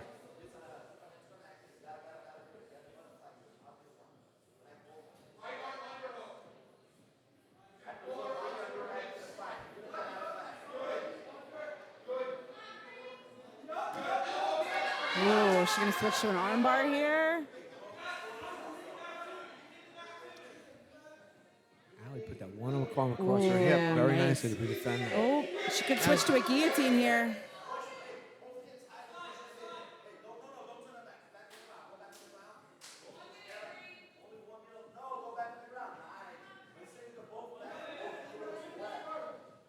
Ali trying to work some sort of a deep half variation here. But Brianna doing a really good job of just maintaining her head, forehead on the mat, right? That's like a huge point when we're passing a half guard. It's just trying to make sure that we have points on the mat. And Brianna's doing a really good job of just trying to control it. Now she's trying to pull the legs apart.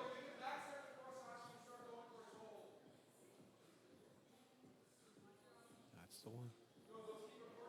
This coach is calling for it. Looking for a toe hold. 30 seconds to go. Yep, she's got short time to work here.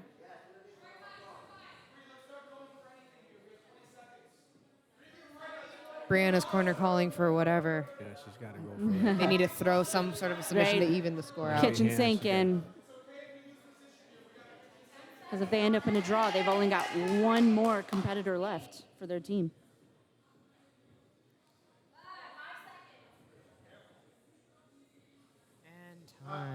Time.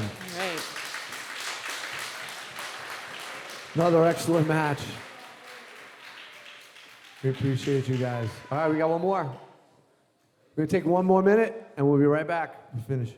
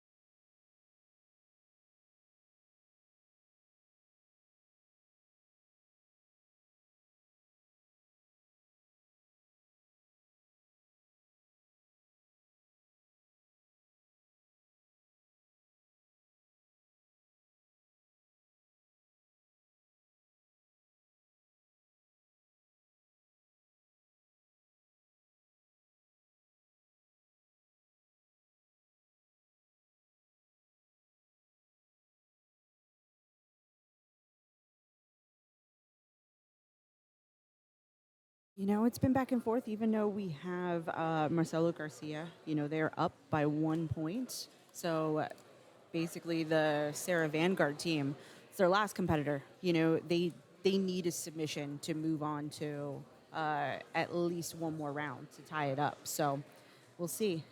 I mean, almost the same thing happened last time. So they put Dina last. Last time she needed a sub. You know, at the end, didn't happen. So this is her second chance to be able to pull it out for her team. Yeah, and also this is kind of like a redemption round, too, for Marcelo Garcia, just to kind of scrape up from their first round. Yeah, and Moving on from Serra Vanguard, we have the fifth last man standing here from Dina Scano.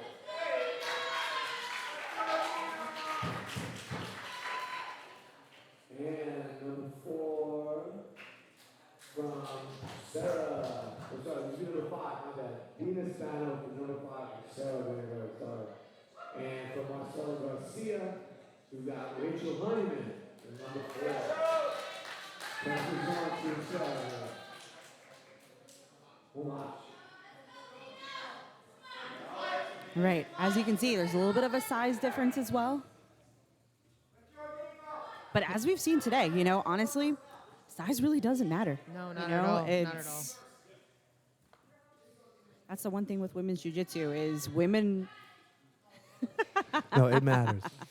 But you got to have some serious skill to deal with it. It's Absolutely. true. I mean, it's like, But that's what we've seen today, that, Yes, you know, we these have. women have had the skill Yeah, you to gotta give them the where credit. they've had a huge size difference, and some of these women have been knocking out submissions. for sure.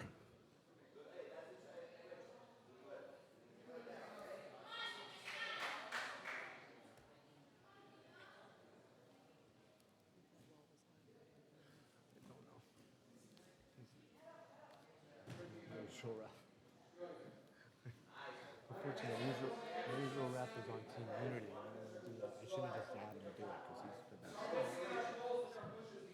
because he's the best. All right, we're back in the collar tie here. All right, so we just have, you know, two really heavy collar ties by both ladies here. But again, all the pressure's on Dina here. She's the one that needs to sub. Right, and quite honestly, if I was Rachel, I would just take my time finding the takedown and just kind of burning the clock, which doesn't seem ethical, but hey, a W is a W. Right. Sometimes it doesn't make for the most exciting jiu-jitsu, but hey, you want to get your team the win. Absolutely. And that brings us to strategy, right? When you do this, when you put your team together and you put your order together, it's important to get. I think it's really important to got to get that sub early because it's really hard to catch it, to catch up when you're behind.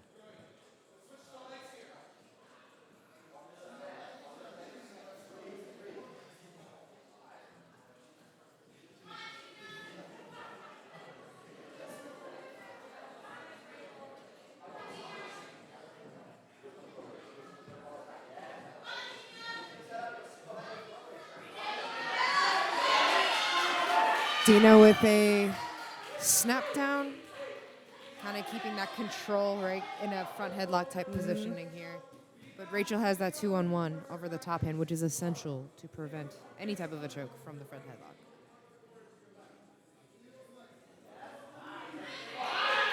Oh, nice instant guard pass by Dina. You know, Rachel, she went to go sit back to her butt to hopefully recover guard, but Dina passed immediately.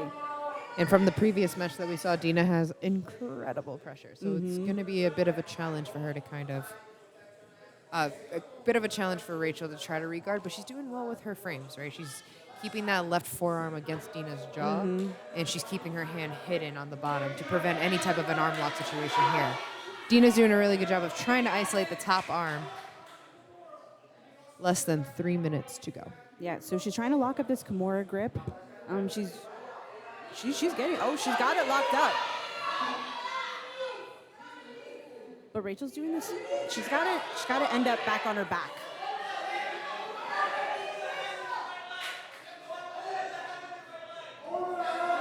Oh, we got the scissor choke and a tap. Wow.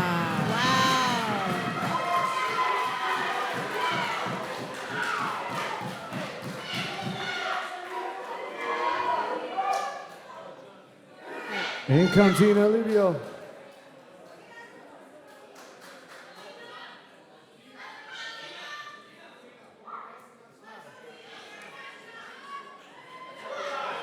What? No, it's not. Not yet. All right. No, it's the Wait, final Damien. match. Let me get that off. Let me run the match.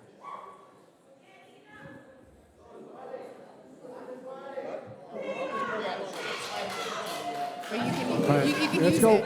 Combat, ready? Let's get it started. Combat. Right. Here we go. So we have fifth competitor against fifth competitor. This is for all of the third place marbles here. We have Ina Olivio out of Marcelo Garcia against Dina Spano. Dina with that scissor choke to put Rachel Honeyman back into the roster line and bring out Ina.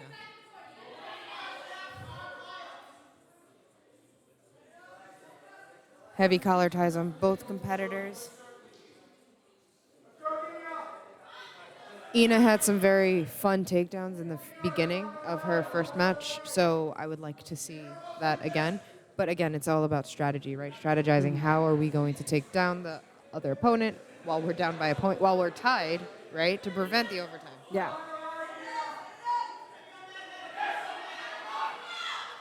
Tie clinch from Dina.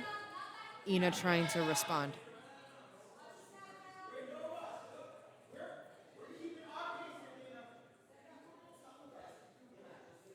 Ina just has really good control of the 2-on-1, but Dina's just not conceding that hand fight either. So both ladies just doing a really good job of just controlling the pace with about 4:45 remaining.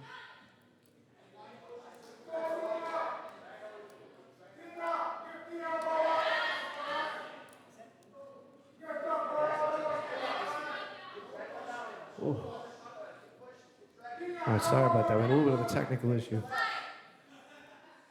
with the timer somehow getting on the screen too big. So we'll fix that in between. So right now it's 4 minutes and 20 seconds.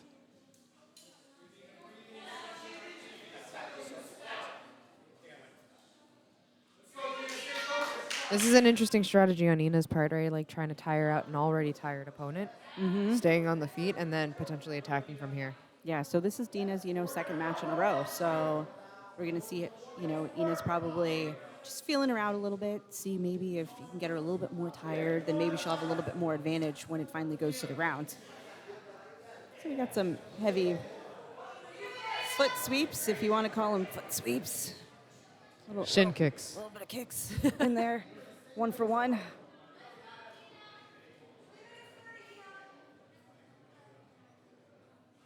All right, so this is Dina is the fifth player, Serra, Vanguard, and Ina is the fifth player.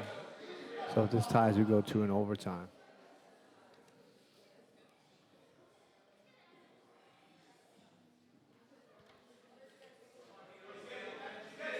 With about 3:10 to go in the match.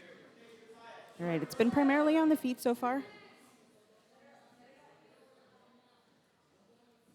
Again, it shows a little bit of an eclectic jiu-jitsu realm, right? We would expect the smaller competitor to sit guard, but Ina likes to tussle. Yeah.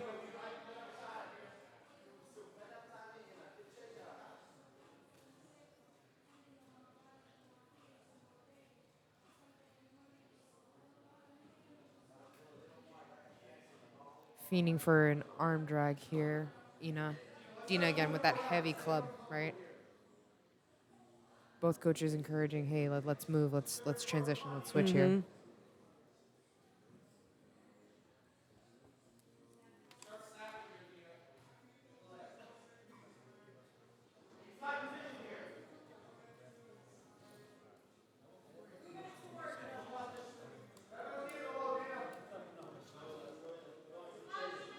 All right, about 2 minutes and 5 seconds. So if there's no sub here, we're going to go to the overtime. Right. The overtime is like a golden rule. We'll talk more about that if we get there. All right. I mean, obviously, both ladies would prefer probably that it didn't go to overtime, that they want to, secure the victory for their team.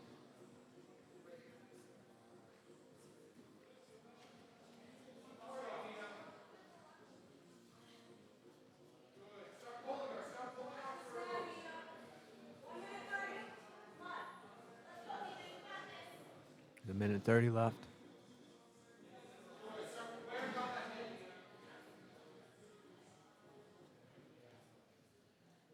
Nobody's under that pressure right now where they need the sub. No. And they don't want to give it up, so it's they have to be careful too. Just, with her frames, right? Like just kind of like with her clubs, with her frames, and just trying to hook a leg in for either one of her earlier takedown sets or even just to kind of pick up the leg for a single leg takedown here. Less than a minute to go.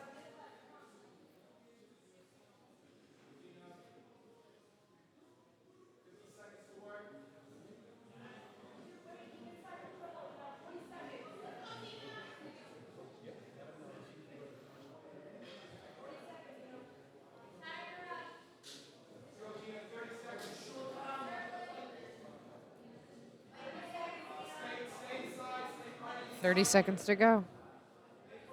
Will we get a sub or will we go into our first overtime set? I think we could go into overtime. But we'll see.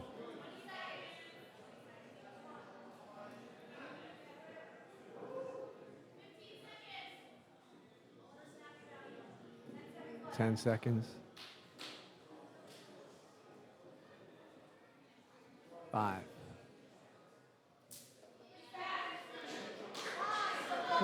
Time, Beto. And time. All right, guys, we're going to take a little break, and we're going to come back and do the overtime. These were tied up at the end of 5. We're going to take a few minutes. We'll give you guys 2 minutes, and then we'll come back. Be right back.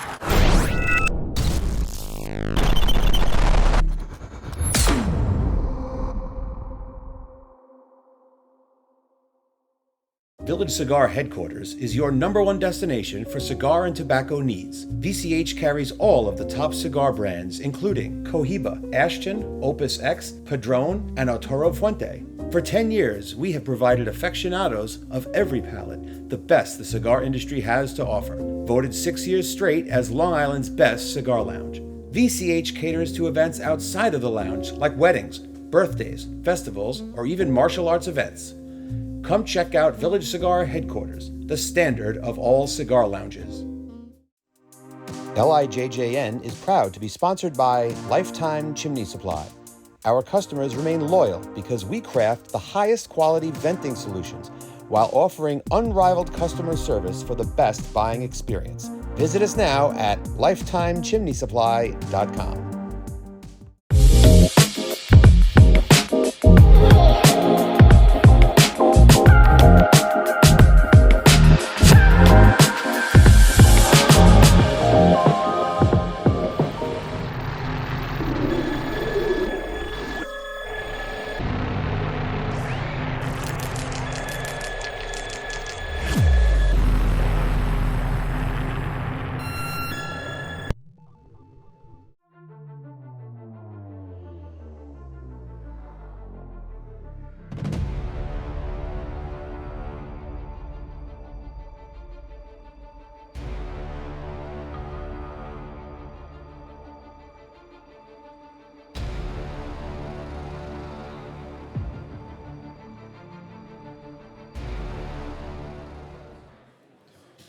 All right, everybody, we're back.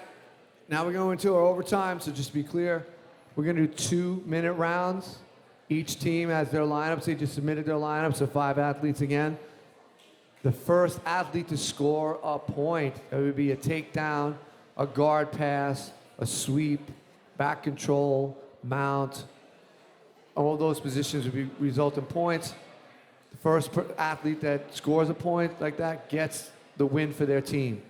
If there's no points scored in the 2 minutes, the next 2 athletes come out. And then we move on there till we're finished. All right, so they got to work fast. They got 2 minutes. Starting it up for Serra, we got Angelina Serra against Lindsay Howe from Marcelo Garcia. Combach. All right, we only got 2 minutes to work here.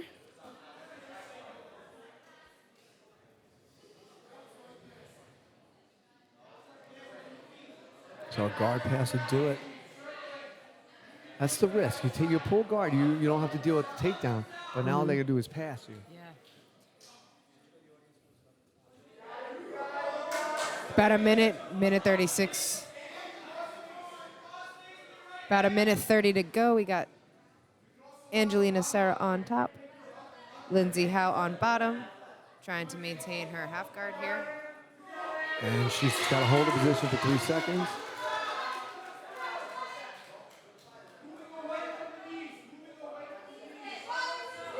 Lindsay's knees are still in. She can get this to a mount. We get the finish here. We're hanging on by a thread here. 1, 2, 3. And that's her point. That's it. That's it. Pero, that's it. Team Serra gets the win. Come on, the real, let's get a hand raised. All right. All right, we're going to take about 10 minutes, or 5 minutes. We'll take 5 minutes and we'll go to the next.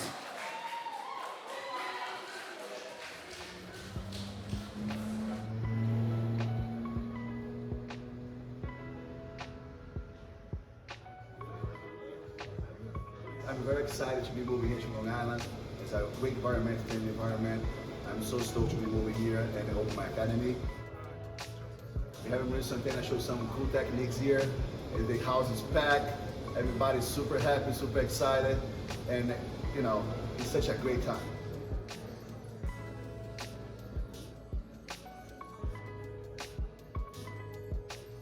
Guys, if you want to come to Jiu Jitsu Valley Stream, just shoot my text through the website or for my Instagram, and you guys are gonna come for a free trial. And after that, you guys can come on the weekends for open mats and see if you like it. If you like the environment, I could be more than welcome to teach you guys some cool jiu-jitsu, some great techniques, and of course, welcome you guys to my community.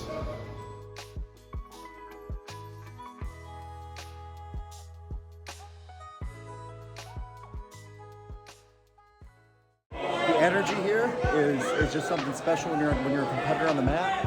When you're cheering for your fellow teammates, like, there's a buzz here. This is just something special, I think. Holy crap! I've competed in some spaces, and this is amazing. The balcony, the area, the back area, the way the stage is set up, it's amazing. Honestly, this place is banging. I love it.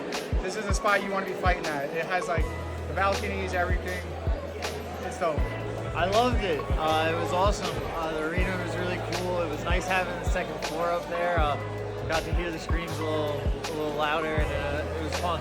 So my family came down from Boston, so when I came out, I didn't realize they were up there. My teammates were there. I got a very loud applause. Your tunnel vision, but like, it was awesome. And I'm gonna ride that high for a little bit. So the spot had great energy. People watching from all eyes over. Down here, up there, you can see anybody everywhere. The venue's awesome. The staff is awesome. Overall, great experience here. They have a beautiful venue, beautiful staff. They're putting on an amazing event. It's an amazing venue. I'm loving it. A lot of good times. Good vibes here. Let's go. The show was great. The lighting, the stage, everything was really good. And I had a good time.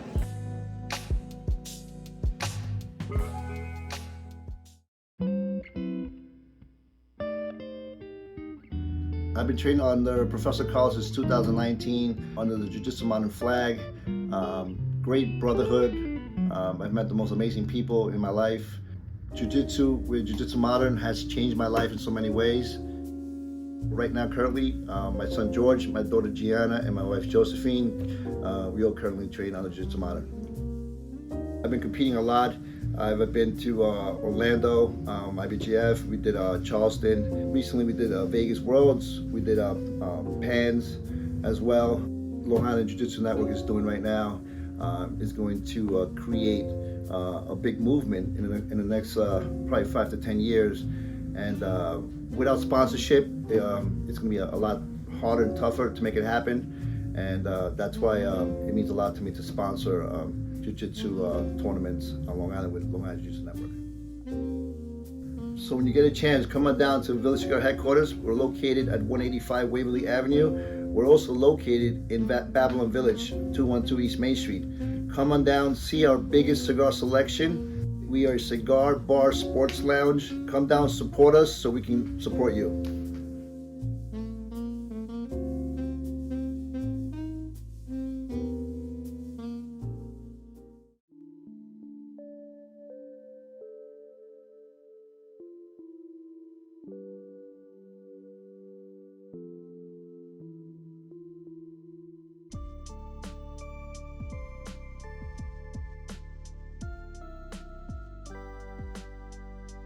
The first thing I want you guys to do is find a partner, and all I want you to do is drill escaping back with hooks.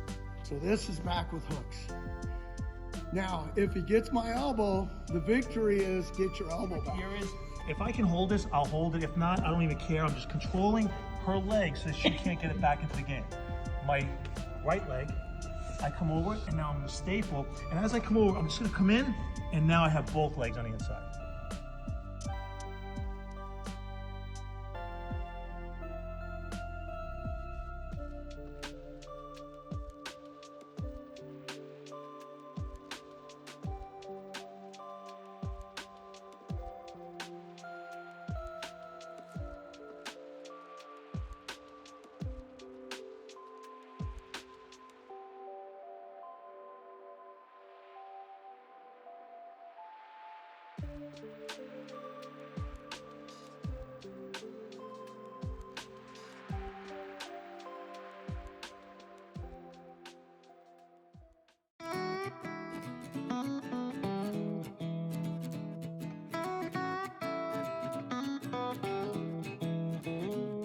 First, I want to thank Long Island Jiu-Jitsu Network for having this over 40 old man event. It was awesome.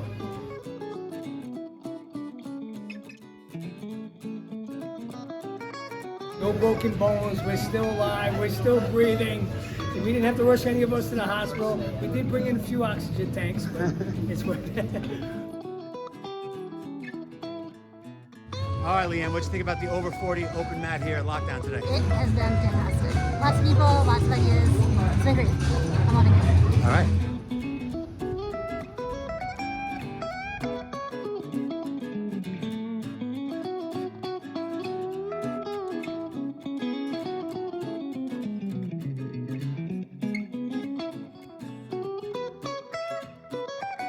Great chance to cross-train with some other academies, and we have plenty of guys here today. Just a great event.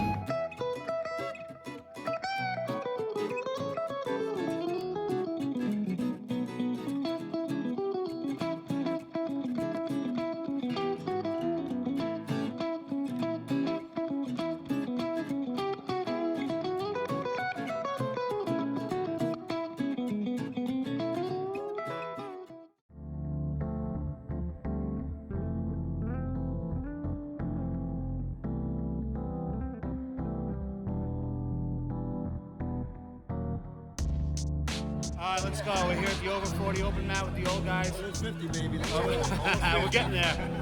A little grayer than I thought. Everyone's having a good time. Yeah. We'll drink some beer soon.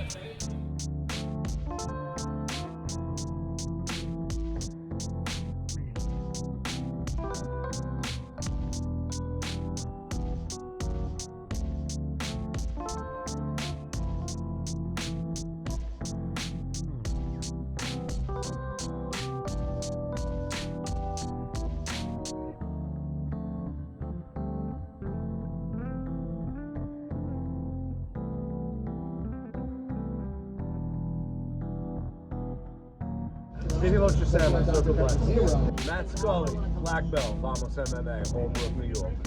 Michael Smith, Vamos Brothers Brazilian Jiu-Jitsu MMA.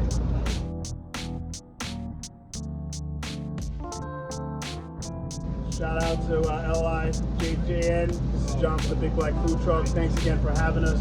You can find us here at all their events. Peace out.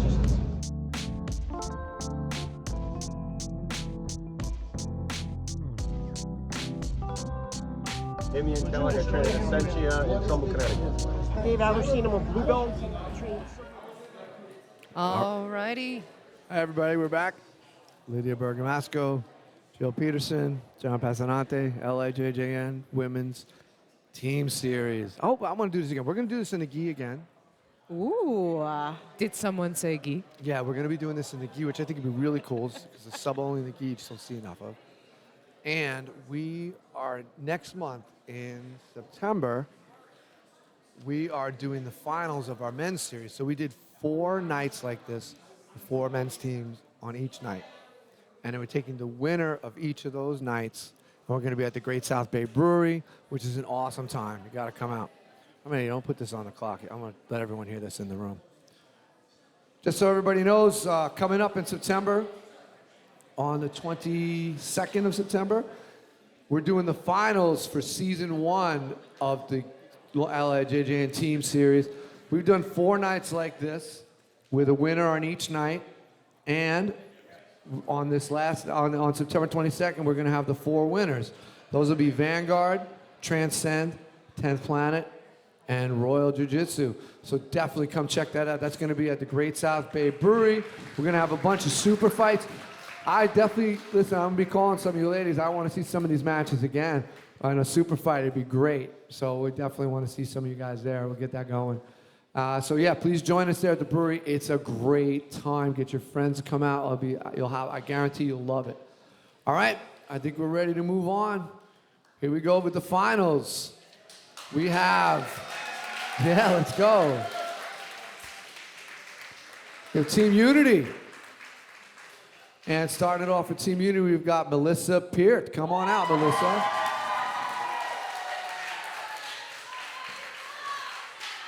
And from the Breathe Freedom team, we've got Megan O'Connell. Homach. Right, here we go. Here's the All right. finals. 2 tough teams. This Unity team, we didn't even get to see half of them. No, so Melissa's actually one of those fighters that did not get to come out the first round. No, and she's our heaviest one here. She's the biggest girl.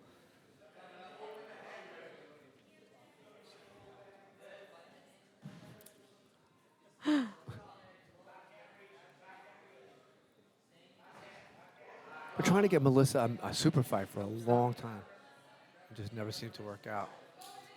I know those issues. Being a woman heavyweight, there's just not very many out there. How many times have we unfortunately. fought each other, Joe? Too many, too many. I think I've fought every other heavyweight women in this area multiple times. Yes. From white to black, and it's like, all right, I have to travel across the country and across to a different continent. Wow, what a nice step Nice. over. Look at that speed on her. That was impressive.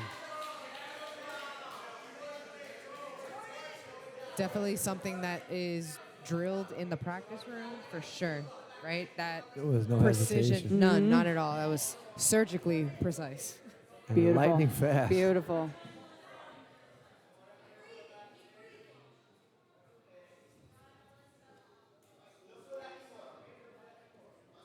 I love that. I always tell my students, don't show your speed, don't show your strength so early in the match. Let it be a surprise.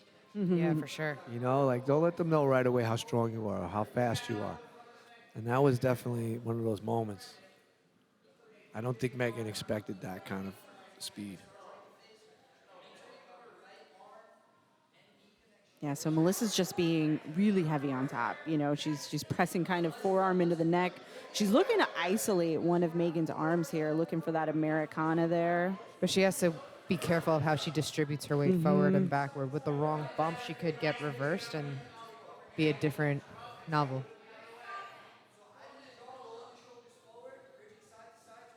I think Melissa's just kind of working this cooking technique you know, where you just kind of get into side control and you're just like, I want to make your life miserable for a little while, you know, make you second guess that you even signed up for this competition. Been there. Why am I here?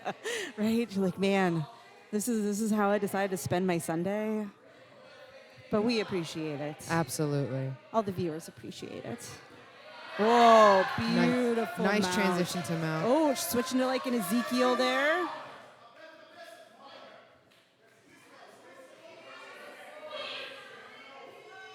Tap. Wow. Oh. Nice. Right, here we go.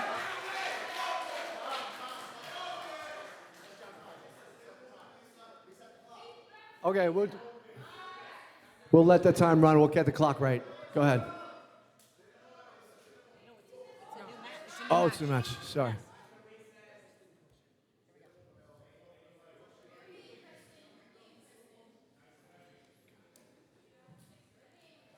So that's one on the board for Unity.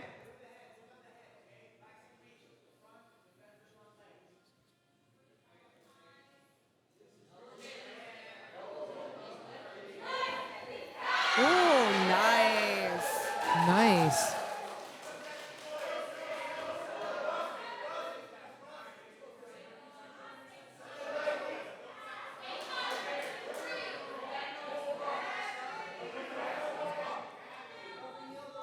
Again, really heavy pressure by Melissa here. Really heavy crossface. She had perfect timing her first match. Like, she waited for the right time to move into mounts and went for the kill. I'm still thinking about that takedown. Just how fast Melissa moved. Awesome. It's like, man, unfortunately, this is like our first time seeing her today because we didn't watch her earlier, but... But honestly, though, right? Like, whatever you're drilling inside your practice room usually comes out. We in got the a hand up there. Look like it's ready to tap. No. Yeah, she's just using it as a frame. Okay. You know, she's got that forearm You're right, in the there's no- hip, there's which no is attack there. yeah. She just doesn't want Melissa's hips to Right, she's go keeping that sink out. further down on top of her. And she's doing the right thing. She's using her elbow and not her wrist. Yeah. Yeah, she's got the forearm in there, and she's keeping her knee in nice and tight so that it's hard for Melissa to drag her knee over into mounts, which she's really trying hard to do, but Kristen's not giving her the room to be able to do that. Well, now she did. Yeah, that position conceded. Yeah, and the pressure's got to be ridiculous.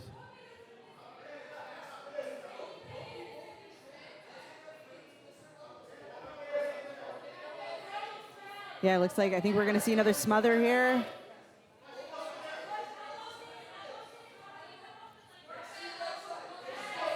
But Kristen does have her head to the side. If you're going for a true like mother's milk smother, you need their head to be straight up looking yeah. at the sky.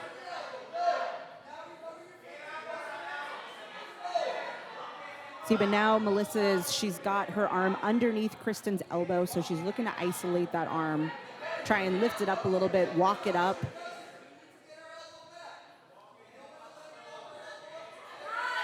Kristen just trying to get a read on Melissa's weight distribution on top and just trying to potentially bump her over, right? Good job getting her elbow back. But she's got to keep that tight against her body so Melissa can't get in there again. And again, she's working to get her elbow back. Oh, we got an Americana there. Oh, and we got a tap. Woo! Right.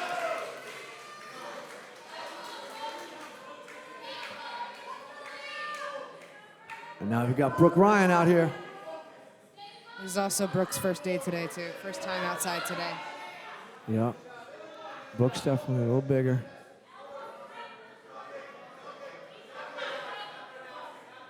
Ooh.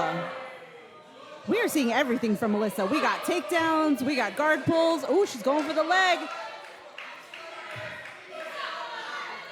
think she's trying to pull in for that knee bar. She's got to get one leg over the top, though.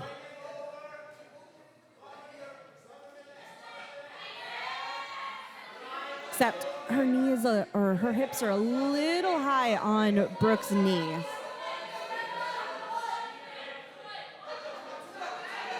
Brooke just doing a good job of maintaining distance management, just keeping herself tight.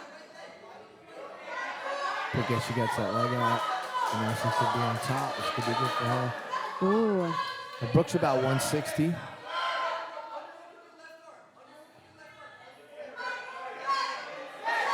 Brooke is sneaking that right hand in and just keeping her top pressure up. Getting a hook in for the back take here. Melissa can't flatten out here. She has to stay on her joints, on her edges, right? She could be getting tired. I mean, she's been in there a while.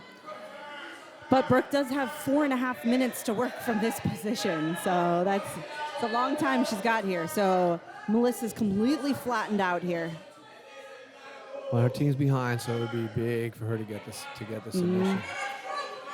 Brooke's got to get nasty here with trying to get that choke. She's got to really force that hand underneath. She's now going for a smother.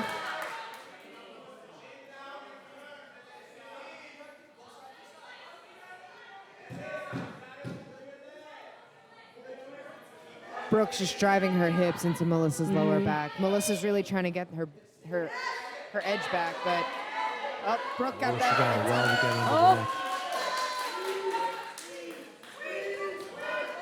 I think she's tapping. Yeah, it's a tap. Yeah, she tapped. Yeah. She really couldn't tap easily. Yeah, it was like she barely had her fingers out to be able to tap. Great show. Great showing, though. Let's go. So now we have Isadora Friedlander coming out of Unity with Brooke. Isadora is an incredible competitor.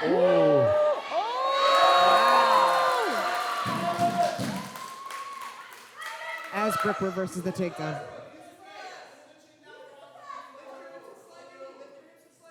All right, that's Isadora Friedlander, by the way, everybody. That's a stop. That's stop. All right. We're going to set this up back in the middle.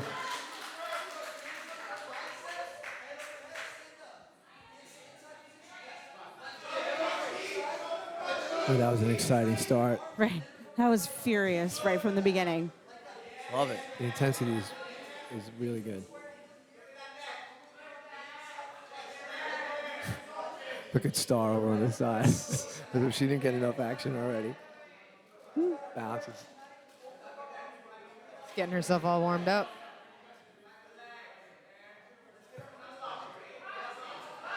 Isadora trying to go for a bump over to bait Brooke to kind of post, and she's kind of attacking that arm here.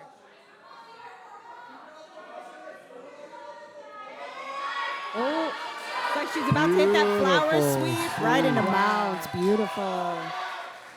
Fundamentals, right? Fundamentals. And I will say that flower sweep, it is not easy to hit no-gi either. No.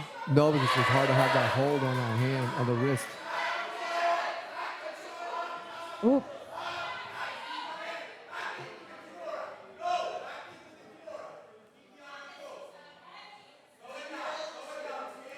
Isadora is also a very high caliber judo practitioner as well. I've seen her in and out of local judo tournaments, so she definitely has that judo pressure and that those heavy hips. As you can see, they're kind of leveling out onto Brooke's head.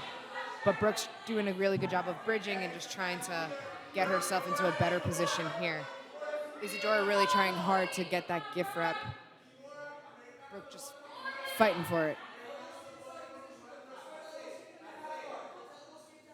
Yeah, I think she really wants, maybe looking from it like a mounted triangle. But the problem is like Brooke's keeping her elbows in super tight. She gotta get but now she's got that back take. But Brooke's got that back to the mat, right? So again, fundamentals here that are breaking each other's jiu-jitsu. Right. Oh, is that under the chin? Oh, it's over the jaw. Oh, that's a tap. Wow.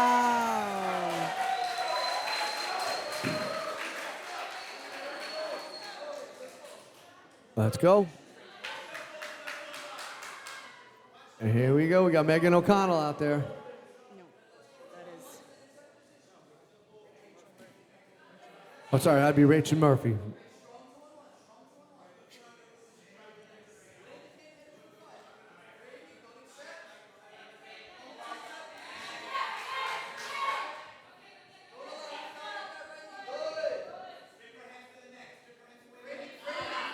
I tell you what, every one of these girls on the Unity team is an absolute beast. Right? Oh, man. Ooh. I definitely want to come to Jersey and do this, by the way. You should. I do. I definitely want to do that. We'll be in negotiations. Yeah, I called Fiona at Notorious, but they decided to go out to Masters Worlds a little early. Yeah, we have a handful of people coming out. So.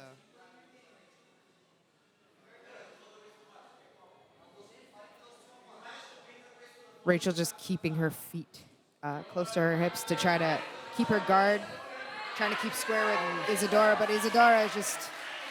She is just scrappy with her guard passing. Yeah, like absolutely. she's relentless. She's just head first.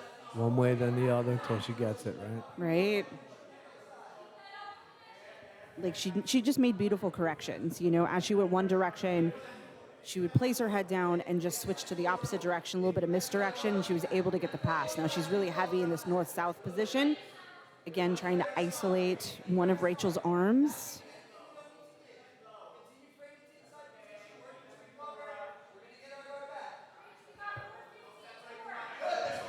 I know Isadora might be a purple belt in jiu-jitsu, but again, she has a competition experience from being such a high caliber judo player, right? Like, so you're kind of seeing that mat intelligence and that competitive IQ we got right a dart here. set up here. There it is. As I say that. That dart is pretty locked in. She's got her hips towards her. She's probably gonna turn it into a mounted dart. Oh, wow. And here comes Star Donahue, the number 5. Boom, botch. Right, here we go. This is Breathe Freedom's 5th and final competitor here, Star Donahue. So Star needs a submission for her team to still stay in. Well, she's a hunter, so she might get it. Oh. Wow.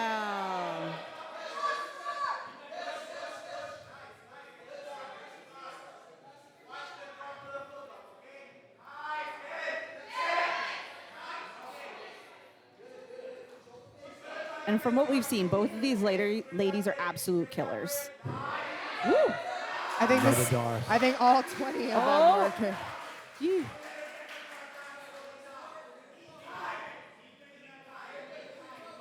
And she's looking, Nice. Star did well to defend that. Nice escape. Woo. Sometimes having a little neck can save her life. But it's like both of these ladies are just nonstop. You blink and you're like, what did I miss? It's continuous motion, right? It's like not like you said, nonstop. And we Just didn't go. even get, if this gets finished, we won't even get to see Marcelo Garcia. She was the team captain and she didn't get to go today. Wasn't even needed. It's fine. I mean, I guess that's the best day for her team. Ooh, nice wrist control on the outside.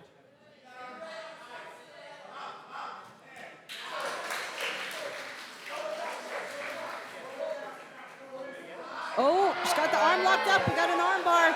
Oh. Star she defended it really well last second, but oh, it's a tap. Wow. Oh, what a great match. You fought hard, Star. You had a great day today. We're proud of you. Unity comes up with the victory for the day. Thank you so much. Let me get this beautiful trophy. Where do you see this? Right, congratulations to Team Unity. And they killed it today. Yeah, it was quite impressive.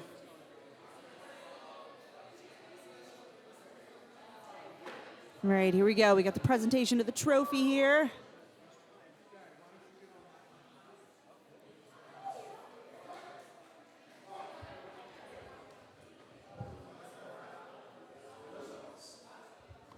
All right.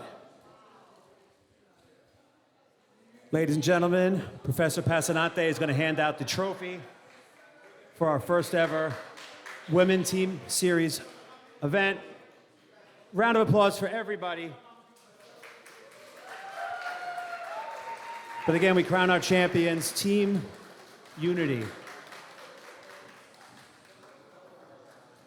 What an excellent showcase of jiu-jitsu today. And not only just jiu-jitsu, but women's jiu-jitsu. Right? It was definitely an outstanding day for women's jiu-jitsu. Some really excellent matches. You know, it's really great to see the sport growing within the female realm. Congratulations to Team Unity. Congratulations to all the teams tonight. We hope you had a great time, and we hope to see you all at the Great South Bay Brewery on September 22nd for the final of the men's. And by the way, anybody interested in a super fight, go to our website. Sign up, we'll get you one. Have a great night, everybody.